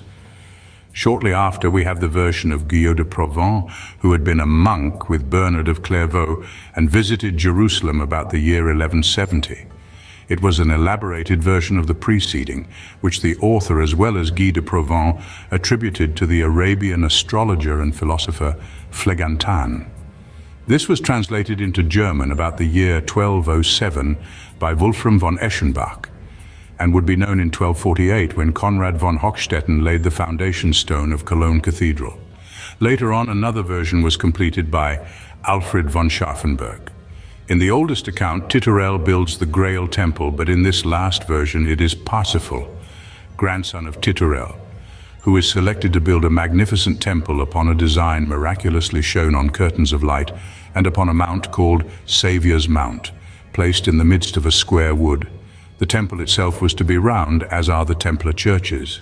The plan appears miraculously upon a stone and indicated an inner sanctuary to hold the Grail, which was to be guarded by chaste temple or Templar knights, for both these forms are used in different manuscripts. The groining of the roof was to show a lamb holding a red cross banner in its claws, a Templar standard. The lecterns were to have carved apostles, martyrs, prophets, and their wise saws. And in one of these manuscripts, England is named in connection with 4 crowns, 4 virgin martyrs, and their legends. Besides the Glastonbury legend of this cup and the account of the romances of King Arthur, another claim is made for a sapphire cup in the monastery of Reichenau, Lake Constance, founded by Charles Martel in 725. There is also a third claim for a cup said to have been brought from the east by the Crusaders and lodged at Genoa. It is now believed to be made of green glass. A Benedictine monk of St. Werburgh in Chester, where the Polychronicon was compiled, often quoted in guild manuscripts. Bradshaw, who died in 1513, has some very similar ideas, wherein he is describing the feast of King Ulfr given at the Abbey of Ely when his daughter Werburgh took the veil. The tale also runs on the line of the old Masonic constitutions. The tapestry of cloth of gold and arras, the story of Adam, of his wife Eve, and how they were deceived was goodly wrought. Cain and Abel making their offering. Tubal and Tubal-Cain were portrayed, the inventors of music and craft. Noah and his ship was made there curiously, sending for the raven which never came again, and how the dove returned with a branch hastily. Abraham was there on a mount to offer up Isaac. The 12 sons of Jacob, Joseph sold into Egypt. Moses, wise and bold. Our Lord appearing in a bush on fire. The 10 plagues of Egypt embossed. The 2 tables given to Moses. Dathan and Abiram full Ur. Duke Joshua leading the Israelites to the land of promise. Pharaoh and the Red Sea, King Saul and David and prudent Solomon, Rehoboam, Hezekiah and his generation, and so to the Maccabees and divers other nations. But over the highest dais, where 3 kings sat crowned, was represented the 9 angelical orders divided into 3 hierarchies. Holy, holy, Lord God of Sabaoth, 3 persons in one deity. Then followed representatives of the Virgin, the 12 apostles, and the 4 evangelists, teaching and preaching the faith of Holy Church. Martyrs followed, the innocents, St. Stephen, St. Lawrence, St. Vincent, virgins crowned, some with the lily, others with roses for their great victory. On the other side of the hall were noble ancient stories, Samson, Hector of Troy, noble Anthony with many others. At the feast which followed, each spake freely, knights of their chivalry, of crafts the common. The evidence of Titurel speaks well for the Templars, yet it is possible that some of the preceptories may have introduced Oriental rites and symbols. Von Hammer, confirmed by Hallam and other writers, states that in various preceptories their most secret place, crypt, contains indecent emblems sculptured without particularly describing these. It may be said that one of these is a female figure holding in each hand a staff, at the head of one of which is the sun, and on the other the moon, whilst at her feet is the 5-pointed star and other symbols. This is Basilidean in its character, and there are references to the Templars confirming a statement by sun and moon. Addison mentions a copper medallion intended to be worn around the neck by a chain, and which was found in France. It consists of the double equilateral triangles interlaced and enclosed within 2 circles, and in the center is the lamb and banner of the temple. Clavel, quoted by Oliver, says that in the 17th century there was discovered in the grave of a Templar in Germany, who died before the dissolution of the order, a stone cube inscribed with the square and compasses, the pentalpha, the celestial sphere, a star of 5 points, and several other stars. Eliphas Levi says that a box was found in the ruins of an old commandery in which was a Baphometic figure. It had a bearded face with a woman's body. In one hand it held the sun, in the other the moon by chains. Gould's Notes and Queries, Volume 11, page 188. Von Hammer mentions Templar churches at Erfurt, Schöngraben and Prague as containing such emblems. The square, level, triangle, compasses with quadrant interlaced triangles, the flaming star, the Tau cross of Egypt. All such matter confirms the charge of Gnosticism, but such decoration may be due to the Masons who erected the churches. And the symbolism, equally with the reception of a Templar, have points of affinity. The Templars were large builders, and Jacques de Molay alleged the zeal of his order in decorating churches on the process against him. 1310. Hence the alleged connection of Templary and Freemasonry is bound to have a substratum of truth. A French version of the Compagnonnage asserts that during a dispute, a section placed themselves under the patronage of Jacques de Molay, the master who was roasted to death on an island in the Seine in 1314 by the vicious scoundrel Philippe le Bel. Nicolai, quoted in Acta Latimorum, asserts that in Italy are several churches formerly belonging to the Templars, which have preserved the name l'Église de la Maçon, as derived from the table massa, a club that is tiled by a mace or club. But Paciandi considers the derivation to be from Magione, as the places were used for residences. There are some such in France as well as Italy. Besides the symbols already mentioned, an old writer of the name of Assemani mentions a shield on which is the lamb, the cup, and two crossed torches. The last was a Mithraic symbol, and the chalice or cup was a common symbol of the order. They used the cross pattee, the equal-limbed cross, the Latin cross, the patriarchal cross. In later times they adopted the eagle as a symbol. Recently, a lecture by Brother F. Schnittger has shown that most of the charges of 1310 are explicable by an evil construction being placed on ceremonies in use by the Masonic branch of the order last century.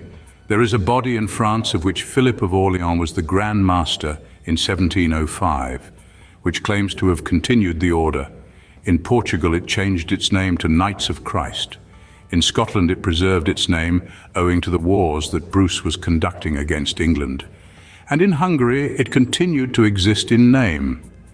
Frater Ladislas de Malcovich of Budapest has made a study of Templar history, tracing them in their standards, badges and seals, and divides these into three periods. 1.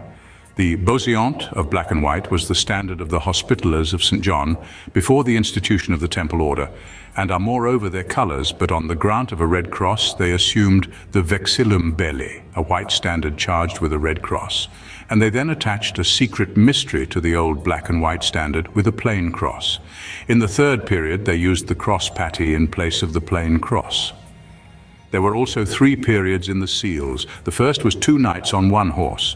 This is superseded by the head of Christ crowned with thorns, and it has 3 stars placed triangular-wise. The last seal is found near the order's dissolution and is a single-headed eagle with wings expanded upon a high rock, and looking heavenwards. At the top is a small cross pattee and 2 stars. Of their crosses we find the following in use: the pattee, the elongated cross, the patriarchal cross, also a plain equal-limbed cross with a lamb in the center holding the red cross banner. Armorially, they used the crossed torches, a chalice, and the Agnus Dei upon a shield. There are various instances in sculpture which prove the importance of the chalice symbol. In some cases, knights are represented as holding it aloft, and there is also a representation of 2 serving brethren with one arm round each other, whilst the right hand in one figure holds the chalice, and the other has a book under the arm, which is considered to allude to it, and to be one with the chalice of the Grail. First period, Beauséant, black and white. Seal, 2 knights on 1 horse, implying death to infidels, friendship to Christians. Second period, Vexillum Belli, white with plain red cross. Seal, head of Christ, implying soldiers of Christ fighting for the cross. Third period, standard, white with red cross pattee. Seal, an eagle, the independent and high-flying policy of the order. The French Templars adopted a gospel called the Leviticon, which they alleged was discovered in the temple at Paris with other things. And Hecathorn states that it was composed in the 15th century by a Greek monk, Nicephorus, who sought to combine Muslim tenets with Christianity. Poetical Gnosticism, troubadours, gay science. The persecution of the enlightened by the Church of Rome necessitated various disguises by the sectarians, poetical, artistic, theosophic and hermetic, and it could not be otherwise. Humanity in the abstract seldom abandons that which it knows to be true and takes steps to transmit it through the centuries. Truth never dies. One of the modes employed was to speak or write in a language that will bear a double interpretation, the one intended for the ordinary hearer and the other for the initiate who had the key of interpretation. Masonic manuscripts term it the arts of logic and rhetoric. This custom was undoubtedly prevalent in the most ancient times, and mythology, Kabbalism, etc. are examples of it. Hecathorn mentions certain Knights of the Swan who sang in this speech in the early part of the 12th century, and the same writer observes that the minstrels and troubadours of France were divided into 4 degrees. It is very probable that many of our own northern minstrels transmitted from the time of the Culdees, who existed until the Templar persecutions, an anti-papal program, and were in the secrets of the continental minstrels in the time of Wycliffe and later. The artistic participation in this propaganda is shown in the way that the vices of clerics and monks are satirized by stone and wood carvers, as in the representation of an ape carrying the host, a nun in the lewd embrace of a monk, or a pope amongst the damned. Gabriel Rossetti shows that the species of writing which we have named was introduced from the East by the Manicheans, who passed it on to the Cathari, Albigenses, Ghibellines, and Templars, through whom it spread over Europe. Logic was considered by them the science of expressing thought in a subtle manner. Many persecutions arose from this species of writing, but the papal conclave at length determined to close its eyes, rather than make the allegory apparent to all the world. The Reformation liberated to the world various mystic societies. With the object of proving his views, he quotes largely from Dante, Petrarch, Boccaccio, and other poets and writers of the Middle Ages, and arrives at the conclusion that there existed 3 principal branches of sectaries which indoctrinated their disciples by a secret initiation of 7 or 9 degrees according to the rite or sect. The allegory used was often that of a journey, and to go on a pilgrimage to the Temple of St. John signified to become a proselyte of the Templars. To go to St. James in Galicia was to be of the Albigenses, and St. Peter's at Rome of the Ghibellines. The Albigenses, in alluding to the first named, expressed faith, to the second hope, and to the last charity. We have an oriental pilgrimage in Boccaccio's Filocoppo, which means a young workman. 7 companions figure in this account. The names of 4 are already known to the pilgrim and represent the cardinal virtues. The other 3 are unknown until he has accomplished his journey or initiation, upon which it appears that they are faith, hope, and charity, in allusion thus to the ancient ladder of the mysteries of 3, 7, or 12 steps. The object was to found a Christian Jerusalem to rival Rome, and the allegory frequently alludes to the rebuilding of Jerusalem and the return of its people. The later reformers drew upon the same idea, as we will show. The writer has, however, gone over this more at length in an earlier book, and space does not admit of it here. An acute and learned historian takes a similar view on the spirit of the age, and has the following, in which he is alluding to Freemasonry. As to the origin of this esoteric influence, the impartial historical inquirer cannot doubt, whatever motives or views some may have to deny the fact or throw doubt on its authenticity, that the Order of Templars was the channel by which this society, in its ancient and long-preserved form, was introduced into the West. The religious Masonic symbols may be accounted for by the Solomonian traditions connected with the very foundation of the Templars, and indeed the occasion of these symbols may be traced in other passages of Holy Writ and in other parts of sacred history, and they may very well admit of a Christian interpretation. Traces of these symbols may be found in the monuments of the old German architecture of the Middle Ages. Rossetti holds also that Barbarossa, Henry VII, and Frederick II are the leading characters referred to in the double language of Dante's works. The latter was the grandson of Frederick Barbarossa, Redbeard, who died in Syria at the head of 150,000 crusaders. The popes thrice excommunicated the grandson, whom Matthew Paris terms the wonder of the world, stupor mundi et immutator mirabili. And truly he was. He was suspected as a heretic, even a Muslim. Hereditary king of Sicily, he was the last Christian king of Jerusalem, the last who ruled the Holy Land or wore a crown in the Holy City. He was the most successful of the Crusaders since Godfrey de Bouillon, and gained Jerusalem by policy, was excommunicated for going there, excommunicated for coming back, excommunicated as a sectarian, of which the Pope distinctly accuses him. And there is a fable of 1378 by John of Florence, in which he is named as a man fond of the gentle language. There is no doubt it is this man whom in 1767 Moran mistook for Frederick II of Prussia in the Rite of Herodom, which see later. We have said that the art of expressing things to bear a double meaning was taught as part of the trivium, and Dante, who is thought to have been a lay brother of the Templars himself, tells Congrande that the Divine Comedy admits of 4 keys of interpretation: literal, allegorical, moral, and mystical. He speaks of Christ as him, our pelican, an Egyptian symbol of the Sothic cycle, the bird being mystically said to fly every 1,260 years to the altar of the sun at Heliopolis, where it was consumed by fire and out of its own ashes restored to life. Ozanam, a Roman Catholic, considers the Divine Comedy to follow the same lines as an initiation into the mysteries of Egypt. Vecchione, president of the Supreme Court at Naples, took the same view and sought unsuccessfully to print a book thereon, to prove that such initiation had been handed down by philosophers and poets, and that the Divine Comedy was arranged after the plan of a téléthèse, ending in an episis or divine vision. Loiseleur, a French writer, considers the teachings of the sects as closely connected with the Euchites, and both Cathari and Templars girdled themselves with a white thread like the Hindu and Persian mystics. They made use also of symbolic ages, as is done to define degrees. Regalini of Scio treats Dante as a Kabbalist and Rosicrucian.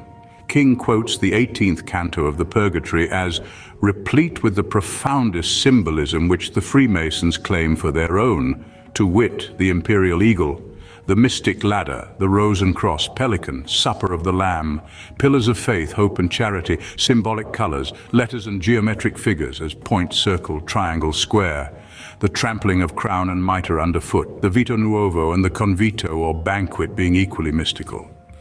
To these may be added the invocation of divine vengeance upon the destroyers of the Templars, and the choice of Saint Bernard as the high priest. It is not, however, the masonry of the guild, but that which has been added thereto.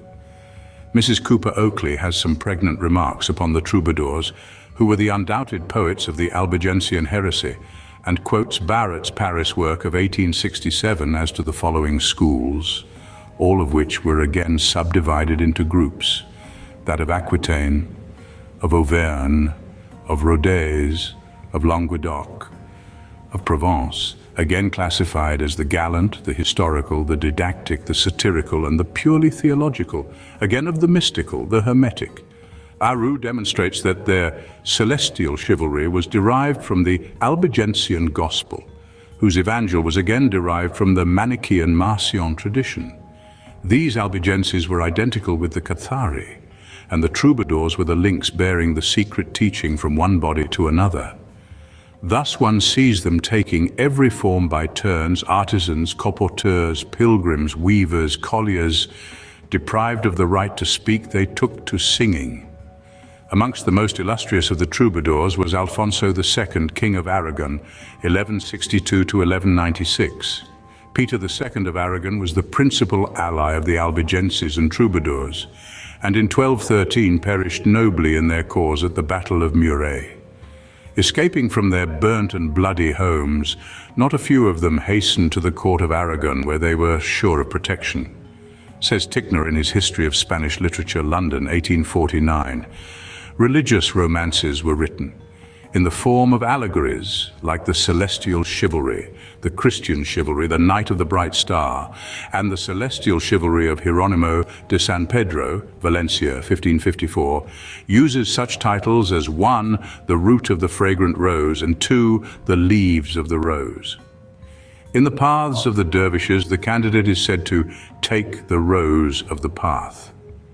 The basis of the Christian legend of the Graal is said to be found in the apocryphal Gospel of Nicodemus, which was translated into Provençal verse.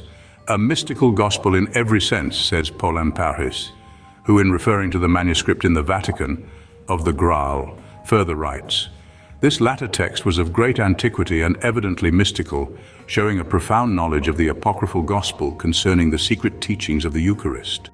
Eugene Aroux thus speaks of the grades of the troubadours. Like the other aspirants to the sectarian priesthood, they went into seminaries or lodges to receive instruction. Then, having become deacons or squires, having undergone tests and given required pledges, they were admitted to the rank of perfect knights or perfect troubadours. Having thus graduated, they started in the character of missionaries or of pilgrims of love, as Dante says, sometimes undertaking long and dangerous journeys, that is, as wild or errant knights. Aroux. Rosicrucianism. In the 13th century, we have traces of an organized body of men, professedly Christian, who had organized themselves after the manner of the Oriental societies. The name with which we head this article had not then become prominent, but at a later period it became the generic title by which everything of the nature of Kabbalism, Theosophy, Alchemy, astrology and mysticism was designated. It is stated in a Rosicrucian manuscript lying at Cologne under the nom de plume of Omnis Moria that a society termed the Magical Union was established at this city in the year 1115. FCE Weiser mentions it and gives the conditions for entering this body of wise men, the last and youngest possessors of the secrets of the ancients. The initiates wore a triangle as symbolizing power, wisdom, and love. They had secret sciences known only to the highest among them, called mage or wise masters, able to do things that seemed supernatural. Traces of an organized body are to be found in the Rosary of Arnold de Villanova, circa 1230, inasmuch as the Kabbalistic term of sons of the order is used. In the Theoria of Raymond Lully, circa 1322, there is a passage in which mention is made of a Societas Physicorum and also of a Rex Physicorum. Also in the Theatrum Chemicum Argenteratum, 1628, a Count von Falkenstein, Prince Bishop of Treves in the 14th century, is termed most illustrious and serene prince and father of philosophers. Hence it would seem that besides the Moorish schools which existed in Spain, there were similar associations amongst Christians. It is not difficult to account for the transmission of such brotherhoods from ancient times, since the Kabbalists and Gnostics studied the secret arts, and it is quite probable that the persecutions to which these were subjected were prompted rather by alarm than any real abhorrence of their pretended heretical doctrine. A few of the more curious and important works may be mentioned here. The Romance of the Rose is an initiatic system in the allegory of the gay science, in which the term love is used theosophically. Eliphas Levi says, "It is the most curious literary and scientific work of the Middle Ages. It carries on the chain of the tradition of initiation." Heckathorn holds that it divides the degrees into 4 and 3, producing again the mystic number 7. It describes a castle surrounded by a 7-fold wall which is covered with emblematical figures, and no one was admitted into the castle who could not explain their mysterious meaning. Amant is admitted into this beautiful garden which is surrounded by walls on which are painted figures of 9 vices, such as hatred, envy, avarice, etc. Discourses take place between the ladies and gentles assembled, and at the close Amant appears as an armed pilgrim, wearing a scarf and bearing on his shoulders the usual burden, with description of how he succeeded in introducing it through the wicket of the tower, and gathers the roses, upon which he returns thanks to Venus, her son, and the nobles assembled. The work was begun by William de Loris about 1282, as the Templars and other orders are mentioned, and the early use of the word Macon appears in it. It was completed by Jean de Meung, and Geoffrey Chaucer translated it. Meung wrote also the Treasure, or 7 Articles of the Faith, the Testament, the Codical on Life and Morals. Also 2 poems entitled The Remonstrance of Nature to the Wandering Alchemist, and The Reply of the Alchemist to Nature. Other societies would seem to have abandoned art and confined themselves, like the dervish sects, to a mysticism which aimed at uniting its members to God. Brother R.F. Gould relates that the famous Dominican John Tauler, who was born in 1290 and died in 1361, established a fraternity, the members of which concealed their place of burial and recognized each other by secret signs. He was followed by Nicholas of Basel, who had 4 companions styling themselves friends of God, in whom they sought to be wrapped up. These also had secret signs of recognition. The most noted alchemist of this century was Nicolas Flamel, a poor scrivener of Paris, who, by the art, became enormously rich. He purchased for 2 florins in 1357 an ancient book bound in brass, which appeared to be written on leaves made from the bark of trees, perhaps the papyrus. It was subscribed by Abraham the Jew, prince, priest, Levite, astrologer, and philosopher. It had thrice 7 leaves, and every 7th leaf was a picture symbolizing the great work. Flamel traveled about in search of someone who could aid him in interpreting the contents, and after much loss of time, trouble, and experiments, he succeeded in making gold. According to his own account, he bestowed the riches thus acquired in erecting and endowing 10 churches, 3 chapels, and 14 hospitals in Paris alone, and others in 2 other cities besides aiding indigent families. He relates how in the Church of the Innocents, Rue Saint-Denis, Paris, he caused to be erected hieroglyphical couvertures of the art of transmutation under veils of the mysteries of our salvation. We learn from a recent reprint that the Count de Cabrin told Borel that the actual Book of Abraham the Jew passed into the possession of the celebrated Cardinal Richelieu. In the possession of a German gentleman, to whom we will refer later, there is a copy of an old manuscript which claims to be of the year 1374, that mentions the Fraternitas Rosicrucis. And it was in the year 1378 that the beginning of the fraternity was attributed to Christian Rosenkreuz. Up to this period, there is a lack of the nature of alchemical symbolism, but the following is beyond doubt. Borel describes the house erected at Montpellier about the year 1450 by the celebrated French traveller and financier Jacques Coeur or Coeur. It was named La Loge, and Coeur is represented on the frieze with a trowel in his hand. 3 porches may there be seen in the form of a furnace similar to those of Nicolas Flamel. On one there is, on one side, a sun all over fleur-de-lis, and on the other a full moon also covered with fleur-de-lis, and surrounded by a hedge or crown, as it were, of thorns, which seem to denote the solar and lunar stone arrived at perfection. On another portal is seen on one side a fruit tree with branches of roses at its foot, and on the tree the arms of Jacques Coeur. On the other is an escutcheon, and within it what would appear to represent the chemic character of the sun. On the third portal, which is in the midst, there is on one side a stag bearing a banner and having a collar of fleur-de-lis environed with a branch of a tree to represent Mercury, or the philosophical matter, which at the commencement is volatile and light, as in the stag. On the other side is a shield of France supported by 2 griffins.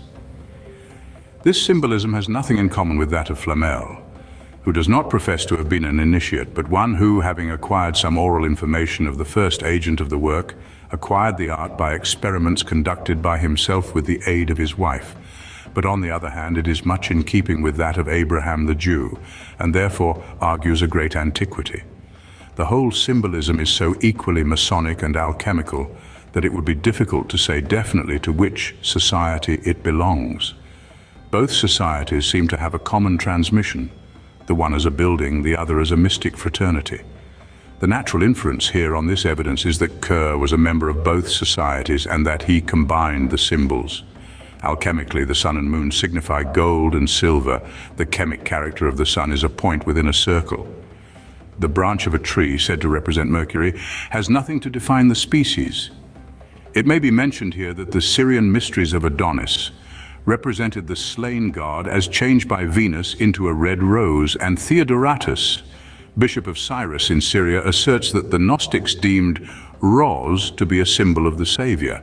The Egyptians considered the rose as a symbol of regeneration and love.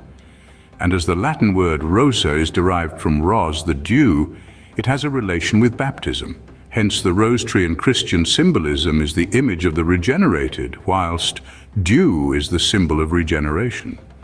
In the crypt of St. Sybil's in Nuremberg is a double triangle interlaced with a circle within which is a rose.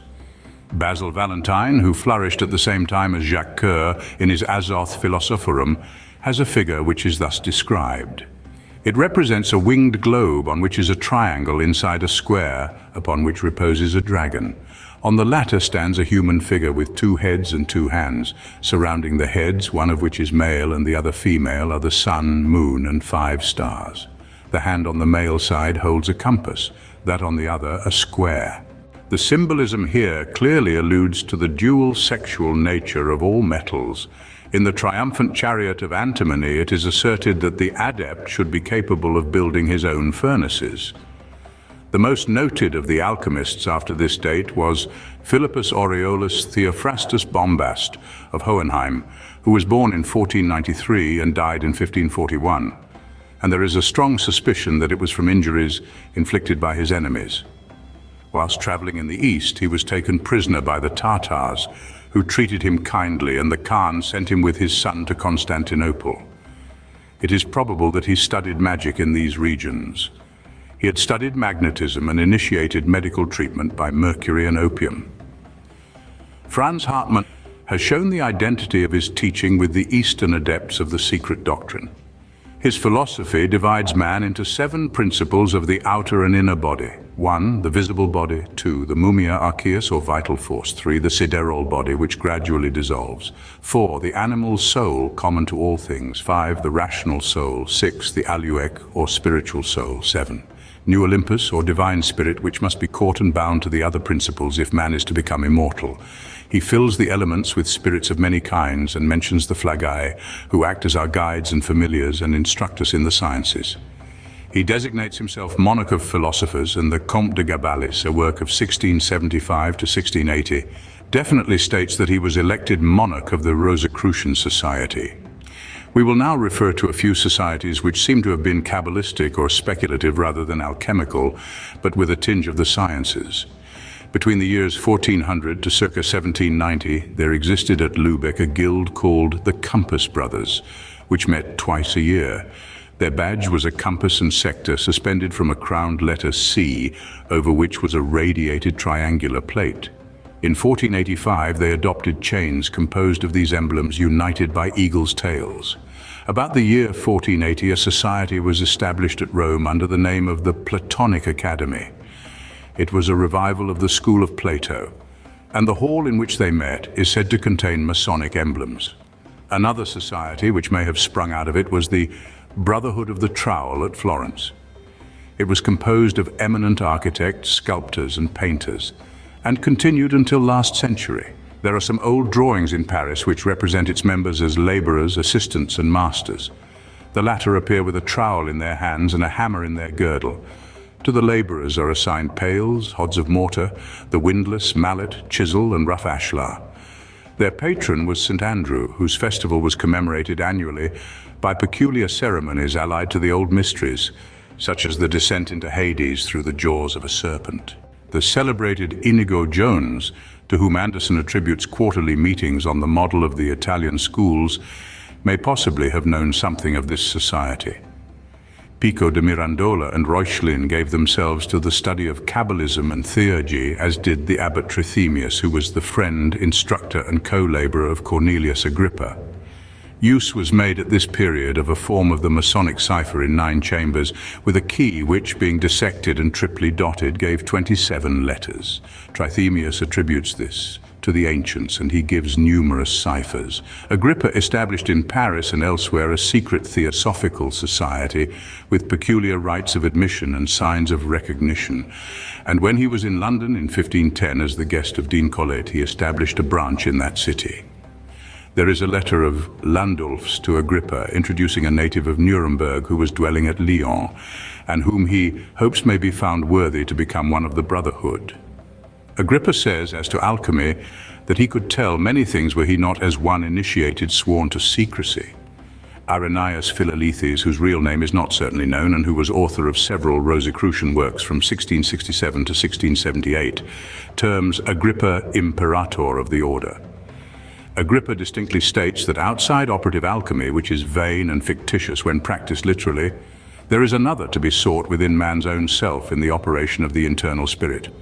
There is a possibility that the well-known Charter of Cologne may have reference to these brotherhoods. It professes to be signed in 1535 by the representatives of 19 lodges assembled at Cologne on the Rhine, and amongst these signatories are those of Coligny and Melanchthon. These somewhat doubtful lodges do not profess in the document to be operative, but to have sprung out of the masonry dedicated to John about the year 1440. An American writer attributes to John Bunyan the allegory of initiation in his Pilgrim's Progress. It is not very satisfactory, but Bunyan's Solomon's Temple spiritualized was probably used in the 18th century for craft and arch lectures. Rosy Cross. There are traces in 1484 of a Rosicrucian order at Slesvig in Denmark. Fraternitatis Rosarii Slesvici Condito, anno 1484. Early in the 17th century, there are traces that the king was head of such an order. Again, in the 18th century, such an order unconnected with Freemasonry was patronized by the king and seems to have consisted of 7 degrees, according to the statement of an aged Danish physician to Colonel W.J.B. MacLeod Moore, who connects it with the Arcane Discipline, though its immediate source will be the Order of Rosy Cross. It will be sometime found that the peculiar aspect of Swedish Masonry is due to this old Danish system. A society termed Militia Crucifera Evangelica held a meeting at Lunenburg in 1571, and one Simon Studian wrote a book in 1604 entitled Neometria, or Temple Measuring, or the Temple Opened by the Key of David, referring mystically to the inner and outer man carried to the Temple of the New Jerusalem. The manuscript refers to the Rose and Cross and to the Militia Crucifera. A society called the Friends of the Cross, existing in Holland, is said to have joined an operative lodge of Freemasons before the year 1726, when Count Spork, who had been initiated therein, according to Brother Malksevich, established a lodge in Austria in that year, and a medal was struck, of which one side represents the New Jerusalem. In the year 1614 appeared anonymously a work entitled The Fame and Confession of the Rosy Cross. It relates the eastern travels of a certain Christian Rosenkreutz at the end of the 14th century, who was initiated at Damascus into the secret wisdom of the Arabians, Chaldeans, and Gymnosophists. Then, after visiting Egypt and Morocco, he returned to Germany, where he established a small fraternity which was to be continued secretly for 120 years, each brother, before he died, to appoint his successor. At the close of 120 years, that is about 1604, some alterations were made in their Temple of the Holy Spirit when his remains were found intact, with the book T in his hand. All the paraphernalia and instruments were there necessary to constitute the order. The work informs us that they had received the order from the Arabian. The Eastern countries have been always famous for magical and secret societies. Here the founder translated the book M, marginal Liber Mundi, into good Latin. The fame was to be translated into 5 languages, that even the unlearned might hope to belong to the fraternity, the which should be divided and parted into certain degrees. They exacted vows of silence and secrecy, and though they held out the rose as a remote prize, they imposed the cross on those who are entering. The mention of a book which contains all that has yet been written in other books is supposed by some writers, perhaps unnecessarily, to refer to the Tarot. Another work, entitled The Echo of the Divinely Illuminated Fraternity of the R.C., 1615, asks the question whether the Gospel put an end to the secret tradition, and answers it thus: by no means. Christ established a new college of magic amongst his disciples, and the greater mysteries were revealed to St. John and St. Paul. This, Brother Findle points out, was a claim of the Carpocratian Gnostics. There exists in the library of the University of Leiden a manuscript by Michael Mayer which sets forth that in 1570 the Society of the Old Magical Brethren, or Wise Men, was revived under the name of the Brethren of the Golden Rosy Cross. The fame and confession is usually attributed to J.V. Andrea, but Brother Dr. W. Wynne Westcott points out that though the 2 tracts may have been edited by this author, they are apparently of different eras. The fame shows no evidence of a divided Christianity, but ranks only against Mohammedanism, whilst the confession is Lutheran and implies a post-Reformation date. Andrea is admittedly author of Christian Mythology, Strasbourg, 1619, and Ehrenreich Hohenfelder von Eisterheim, 1623. in which are the following lines, translated by Brother F. Schnittke. And if we here below would learn, by compass, needle, square, and plumb, we never must o'erlook the meet, wherewith our God has measured us. Andrea employed himself in spreading a society called the Christian Fraternity, no doubt a branch of the older societies of the Cross, and lists of members are preserved beyond the date of his death in 1654. The universities had their scholastic oaths, Luther and Flood mention them, and they would seem to have had formal rites. For the latter, in his Mosaical Philosophy, 1659, page 31, repudiates any allegiance which I have by a ceremonial rite vowed unto Aristotle in my youth. Michael Mayer, who published his Silentia post Clemors 1617, says, like the Pythagoreans and Egyptians, the Rosicrucians exact vows of silence and secrecy. Ignorant men have treated the whole as a fiction, but this has arisen from the 5 years' probation to which they subject even well-qualified novices before they are admitted to the higher mysteries. Within this period they are to learn how to govern their tongues. Mayer published in the same year as this, the De Vita Morte et Resurrectione of his friend Robert Flood. There existed at The Hague in 1622 a Rosicrucian society with branches in Amsterdam, Nuremberg, Hamburg, Danzig, Mantua, Venice, and Erfurt. The brothers wore a black silk cord in the top buttonhole. A manuscript of last century says that this cord was given to them after they had promised, under oath, to be strangled with such a cord rather than break the silence imposed upon them. Their other sign is that when they go into company they all wear a blue ribbon to which is attached a golden cross with a rose on it, and this they are given on being received into the society. This they wear round their necks under their coats so that not much of it is visible. The golden cross hangs down on the left side. The third sign is that on the top of the head they have a shaven place about the size of a louis d'or, as you may see on myself. Hence most of them wear a wig in order not to be recognized. They are moreover very devout and live very quietly. The fourth sign is that on all high festivals, very early at sunrise, they leave their residence by the same door, that is, the east, and wave a small green flag. When another of them appears at a place where one lives, he goes to this same place, and there they enter into conversation in order to recognize one another, for at the beginning they do not trust one another. Thus they have a certain greeting among themselves, which is as follows. The stranger says to the man he is visiting, Ave Frata, to which the other answers, Osai et Aurea. Then the first says, Crucis. They then both together say, Benedictus Deus Dominus Noster, qui nobis dedi signum. Then they have a large document to which the imperator has affixed the secret seal. The manuscript from which this is taken is a part of the documents in possession of Mr. Karl Kiesewetter, who is a grandson of the last imperator, and who says that the seal which the last imperator used in office between 1764 to 1802 is of brass about the size of a mark. It consisted of a shield within a circle on which was a cross, at the base of which was a conventional rose with 5 petals. At the top, bottom, and sides was the letter C, signifying Crux Christi, Corona Christianorum, the cross of Christ is the Christian's crown. The English leader of the Rosicrucians was Dr. Robert Flood, a deep student of the Cabala, astrology, alchemy, and magic. He published at Leiden in 1616 his Rosicrucian Apologia, after a visit that Mayer paid to England. In 1629 appeared his Summum Bonum, and Sophia cum Moria Curtamen, in which, in answer to Father Mersenne as to where the Rosicrucians resided, he replies, in the house of God where Christ is the cornerstone, a spiritual work in which men are the living stones. He speaks in 1633 of the formerly so-called Rosicrucians, who are now known as sapientes, sophoi, or wise men, and impresses on the reader that it is, under the type of an architect, they erect their house of wisdom.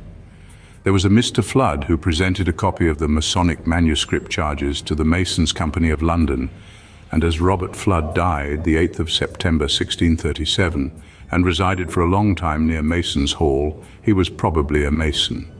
Maya, as quoted in Initiation, says that numerous societies of Rosicrucians had arisen by the various interpretations placed upon their ancient symbols, and that the society consisted of an outer and inner circle, to which last, the most esoteric part was confined. And there is much which would cause us to think that Flood's society of the name was the Masonic Masters fraternity known as the Haredim, and all continental tradition of the high grades or master's grades support this. Dr. John Dee, John Booker, William Lilly, and Father Backhouse are well-known occultists. But as Masons, we are more interested in two men who were not only given to those pursuits, but were also well-known Masons. Sir Robert Moray, who was made a Mason at Newcastle-on-Tyne in 1641, and Elias Ashmole, who was made at Warrington in 1646. It is conjectured that Thomas Vaughan, the author of many Rosicrucian works under the assumed name of Eugenius Philalethes, may have been accepted in 1641 or thereabouts. He was a friend of Ashmole, and the language of some parts of his works corresponds with our ritual. Moray also patronized him. Elias Ashmole in his diary makes several mentions of the feasts of the mathematicians and astrologers, and under 1653 says that Father Backhouse, when at the point of death, instructed him in syllables of the matter of the philosopher's stone.